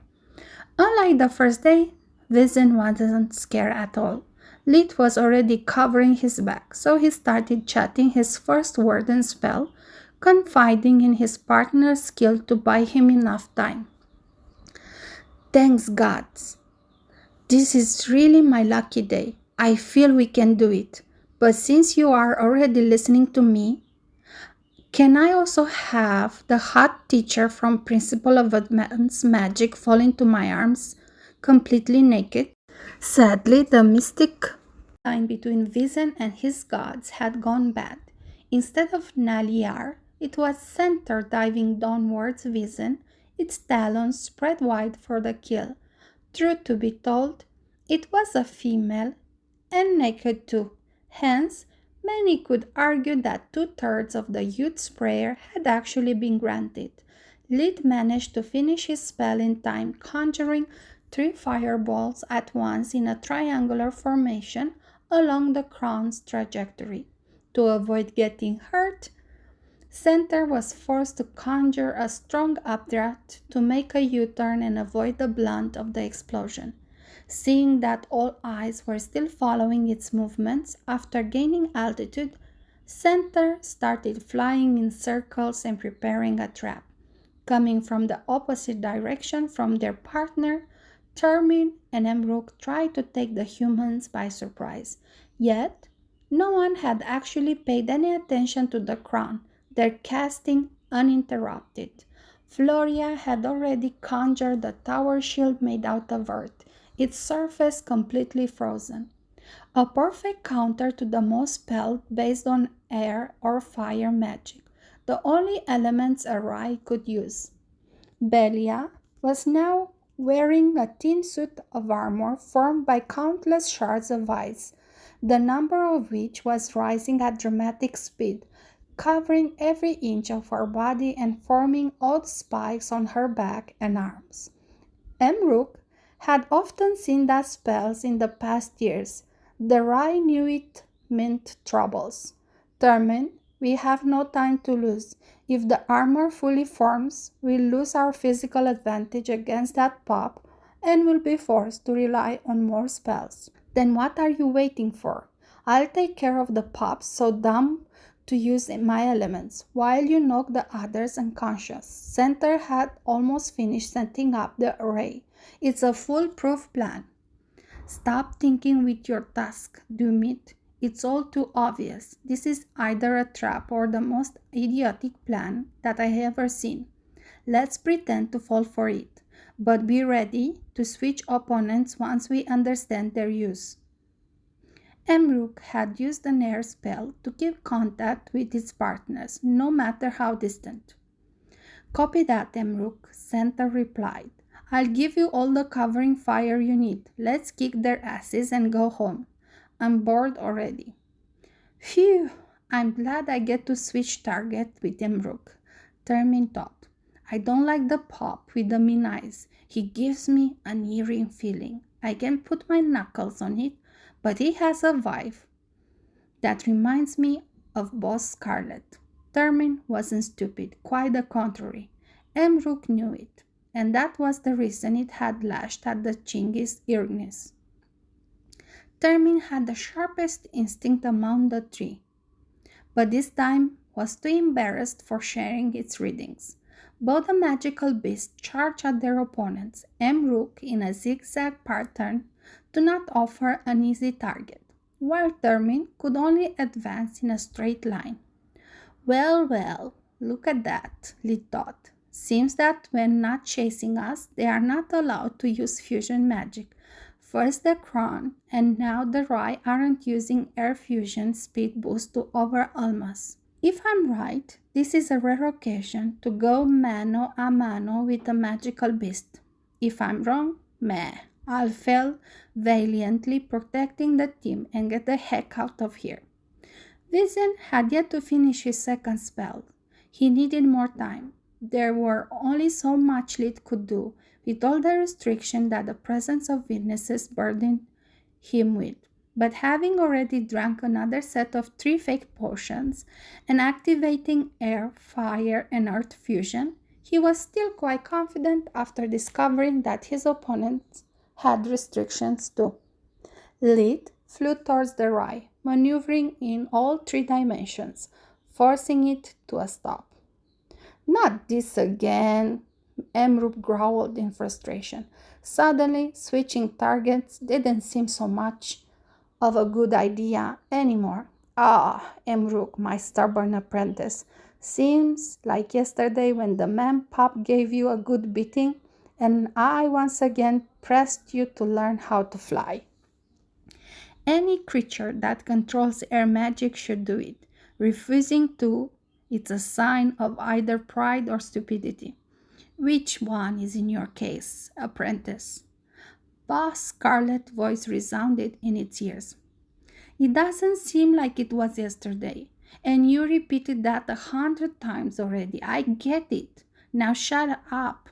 This pup is troublesome." Scarlet guffed at the rye, trying to hide his shame and embarrassment behind an angry facade. Meanwhile, Termin had almost reached the girls.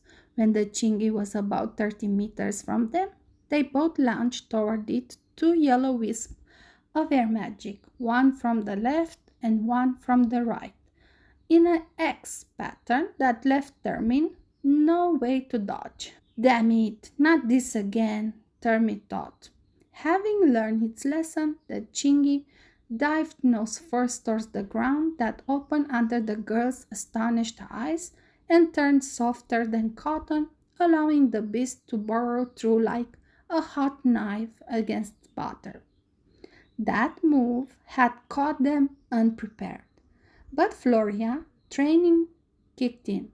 She kept following the tunneling effect with her eyes while casting a Mage Knight spell with her free hand. Belia's armor was almost complete, and several form ice weapons were circling around her, waiting for a command. Like Floria, she was readying another spell, cursing herself for not having bought any potion. They had asked Lit if he could share with them, but the imprint system had made it impossible.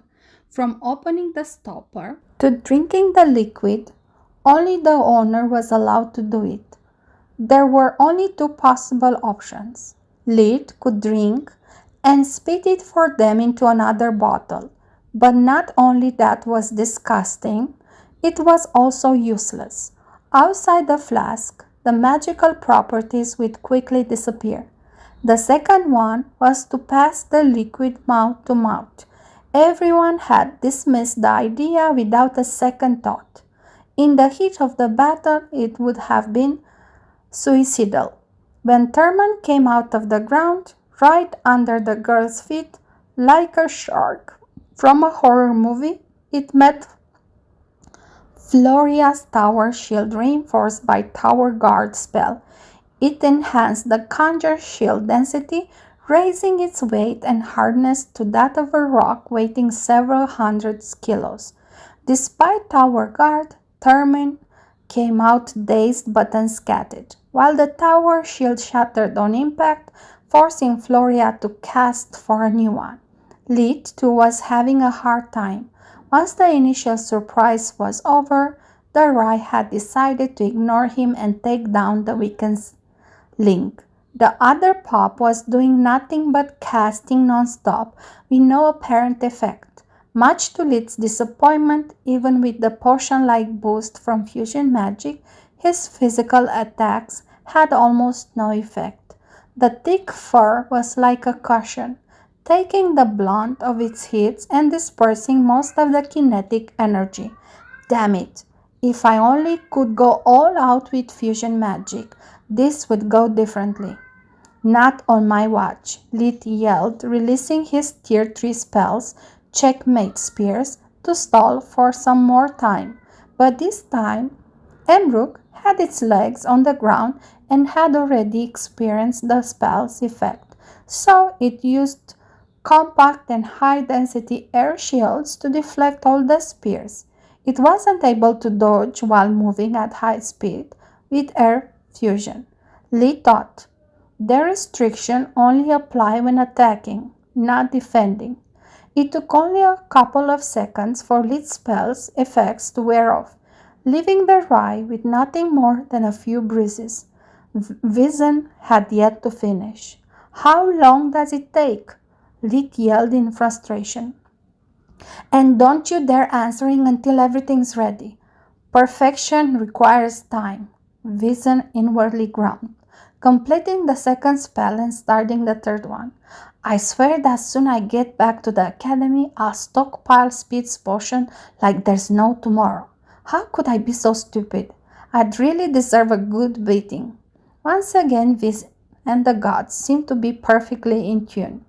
Center had finally completed the dark array in the sky, making flying above the trees impossible for the 4 students, while thunderbolts and black arrows rained from the enormous magic circle the crown has materialized.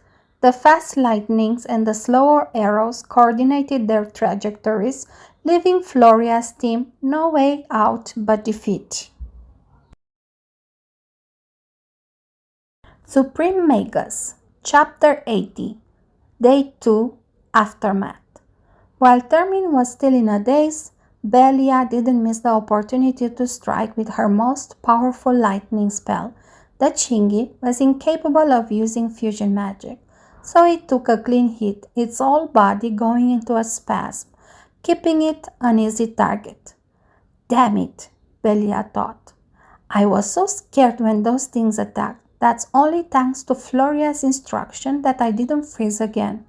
And to add insult to the injury, I was in such a rush that I ended using bladed battle armor instead of the bashing one.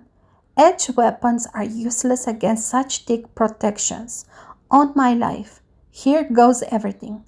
As soon as the lightning struck, Belia rearranged the ice shards that compose her armor, turning the gloves in war hammers that she slammed with the combined strength of her arms and flight spell between the Chingy's eyes. The impact was strong enough to make the beast take a few steps back while shaking its head trying to regain focus. The several blades conjured from the ice armor started to spin on their axes, turning into a buzz saw. Following Belia's will, they encircled the enemy, attacking from all sides, managing, thanks to their high-speed rotation, to cut through the rock-hard skin. Termin scoffed at the girl's efforts. Please, the first hit is for free. The next ones, you have to earn them. Just like the day of their first encounter, the Chingy activated Mountain Body, its strongest defense spell. Every inch of the Termin's body turned to a shiny black, its density raised to the extreme thanks to a massive flow of earth magic. A short charge forward was enough to send Belia crashing against tree, stopping the blade swarm in its attack. Floria had no idea how to stop something so strong and heavy, yet she had to try. It was in that moment that the situation turned for the worse, with lightning and dark projectiles raining from the sky. That's a game two can play, Vision inwardly screamed. Gods, why in the hero's tales they are never caught in the middle of the spell? Talking should be a free action. It was his time to shine, yet he was forced to keep chanting the third warden formation, while with his foot he activated the magic symbol he had engraved in the ground. All he could do was use force magic to create a bang noise, alerting his companions.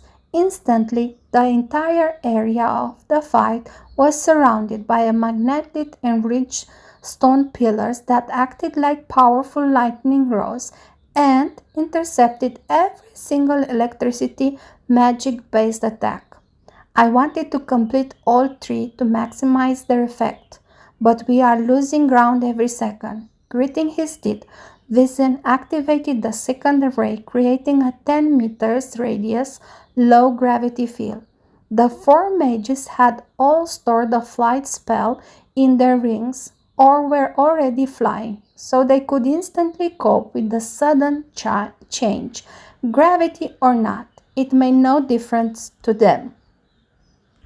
But when Termin tried to take Floria's shield, she only had to give it a strong push upwards to send it in the air, like the chingy was just a balloon.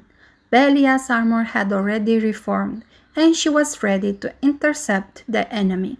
According to the plan, she should have kept it in the air, exploiting the chingy's weakness to wear it down with physical and magical attacks, giving Floria the time to take care of the Rye, but avoiding the sudden hail of darkness bullets and foiling the Termin's attempt to reach the ground required all her focus, leaving Belia no time to attack. Termin was conjuring tendrils of earth to get back down, generating at the same time thick ice shields to intercept Belia's spells and ice bullets to keep her away. The chingy couldn't allow to be hit by a lift again. It would have been too humiliating falling twice for the same trick. Termin was giving its all, swimming towards the tendrils. All Belia could do was use her conjured weapons to cut the tendrils as soon as they arose from the ground, while dodging the combined attacks the magical beasts were raining on her. Lit could only curse their bad luck. Who would have thought that magical beasts can use arrays too? Based on what I have seen, if I could use true magic, I could fight on par with one of them. But as a fake magic user, we need two of us to make one of them. Even if Myrna was still with us, we would still be at disadvantage. He have only until Vision formations run out of juice before the wipeout. Got to take care of that Kron, and fast. As soon as the second Warden array was activated, Lit circled around the flabbergasted Emruk, whose legs were now a few centimeters floating above the ground, grabbing it by the tail and throwing it towards Floria. According to the plan, it was up to her to get rid of the Rye with the ace in the hole Lit had kindly provided. But even without the lightning, Center's control on the array was on another level compared to Vision's. Center could freely manipulate the dark bullets, aiming only to their enemies, greatly reducing the advantage the low gravity field granted the man-pups. The crown would also reinforce the barrage, adding wind blades, making any attempt to attack their allies even harder. Despite always having refused to learn how to fly, Emruk was a natural at air magic. Even just reacting by instinct, the Rye was able to move enough to avoid almost all Floria's half-baked attacks. Seeing no other way out, Lee decided to resort to a ridiculous plan that had just popped into his head. Termin was completely focused on Belia and controlling the tendrils. Its back was wide open. The chingy had yet to notice that Lit and Floria had switched opponents. Lit shot a fireball at the ground below Termin. The resulting explosion propelled it in the air away from the earth tendrils and scattering the defensive shields. Lit moved below the belly of the beast, pushing it upwards with all the speed and strength he could muster. Vision array didn't cover that much space. Lit needed to gain momentum fast before the reduced gravity effect wore off. He soared the skies, willingly walking into Center's trap, using Termin as a shield, though it was the poor chingy that took all the damage in his stead, grunting at its opponent for using such a dirty tactic. Center was forced to temporarily stop the sky array. Termin could take lightnings all day and whistle the whole time, but darkness bullets were another story. Every time they hit, they would sap the strength and vitality of the victim. When all the momentum had dissipated, and the thingy had started to plummet, Centaur hesitated for a moment. The crown could see its friend had gone limp. Its eyes were clouded by the fatigue and pain from all the friendly fire it had endured. Centaur was worried that failing from that height, Termin could get seriously wounded if he didn't manage to soften the landing. Lit exploited their friendship, using the momentum to reveal himself, casting his new and hopefully sure kill spell. Despite its name, Checkmate's pair had yet to defeat a single opponent. Burning Prison.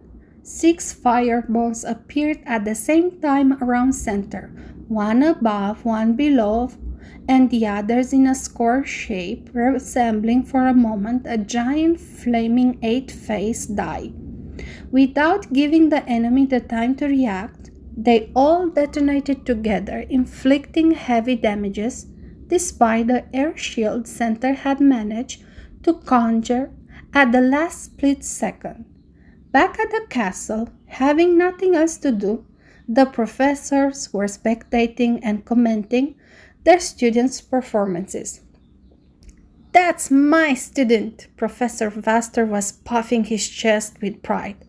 "I always told you, Thurman, healing magic develops calm and foresight.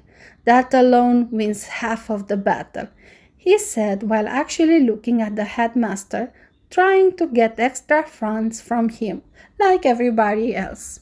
"Nonsense," Professor Wainwire replied. "That's thanks to my classes. Only a forge master can have such a quick casting and precision at timing his spells. Bah, you should get a full checkup as soon as possible. Clearly there is something wrong in your head." Vaster scoffed at her remark. "What if I killed you both at the same time? You are running my show." Manacore yelled, throwing salty snacks at them. Unlike the others, he was sitting on a very comfortable-looking armchair, surrounded by bowls filled with delicacies. He was zapping from fight to fight, looking for something interesting. Right now, he was trying to follow Floria's group from different angles through the surveillance mirrors. "Man, this stuff is good," he said while eating a pretzel-like snack. "We should record and sell it. I called dibs on the profits. I need more funds, okay, Linjos?" The headmaster could tolerate the lack of honorifics, but the idea of making a business out of the sweat and blood of his students was too much. Those were the lives of young adults, not the entertainment for some rich and bored noble. Yet the idea had its allure. The academy was a black hole for money.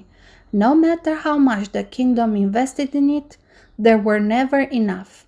"I'm more interested in one student managing to develop a Tier 4 personal spell after a month. Good job, Naliar." Professor Naliar replied with a polite bow, using the hand behind her back to give the finger to her boastful competitors. Before the smoke dissipated, Lit was already charging full speed ahead. "I bet everything I have that the crone is still alive and kicking. No matter how much I put in a single spell, is never enough against a magical beast." And he was right. Centaur was injured, but far from being knocked out. It had managed to compensate quality with quantity, conjuring a series of concentric air barriers, halving the spell effectiveness. While the crone was still dazed by the booms and the blinding flames, Lit appeared through the lingering smoke. Putting the potion finally at use, he punched Centaur multiple times in the head and body. Back on the ground, without covering fire, Emruk was losing ground quickly. The ray intercepted every lightning, while Floria's shields offered protection against any quick spell it could whip up.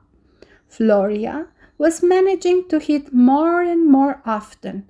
Her sword was perfect for piercing the thick fur and skin of the rye that was now bleeding from multiple points. After using Blast Guard to throw her opponent off balance, she took out something from her dimensional amulet, using First Magic to keep it on the tip of her sword. At the next step, Emruk did his best to dodge, but Floria still managed to use her superior mobility to stab through, injecting the clacker's poison Lid had saved from the previous day in the enemy's side.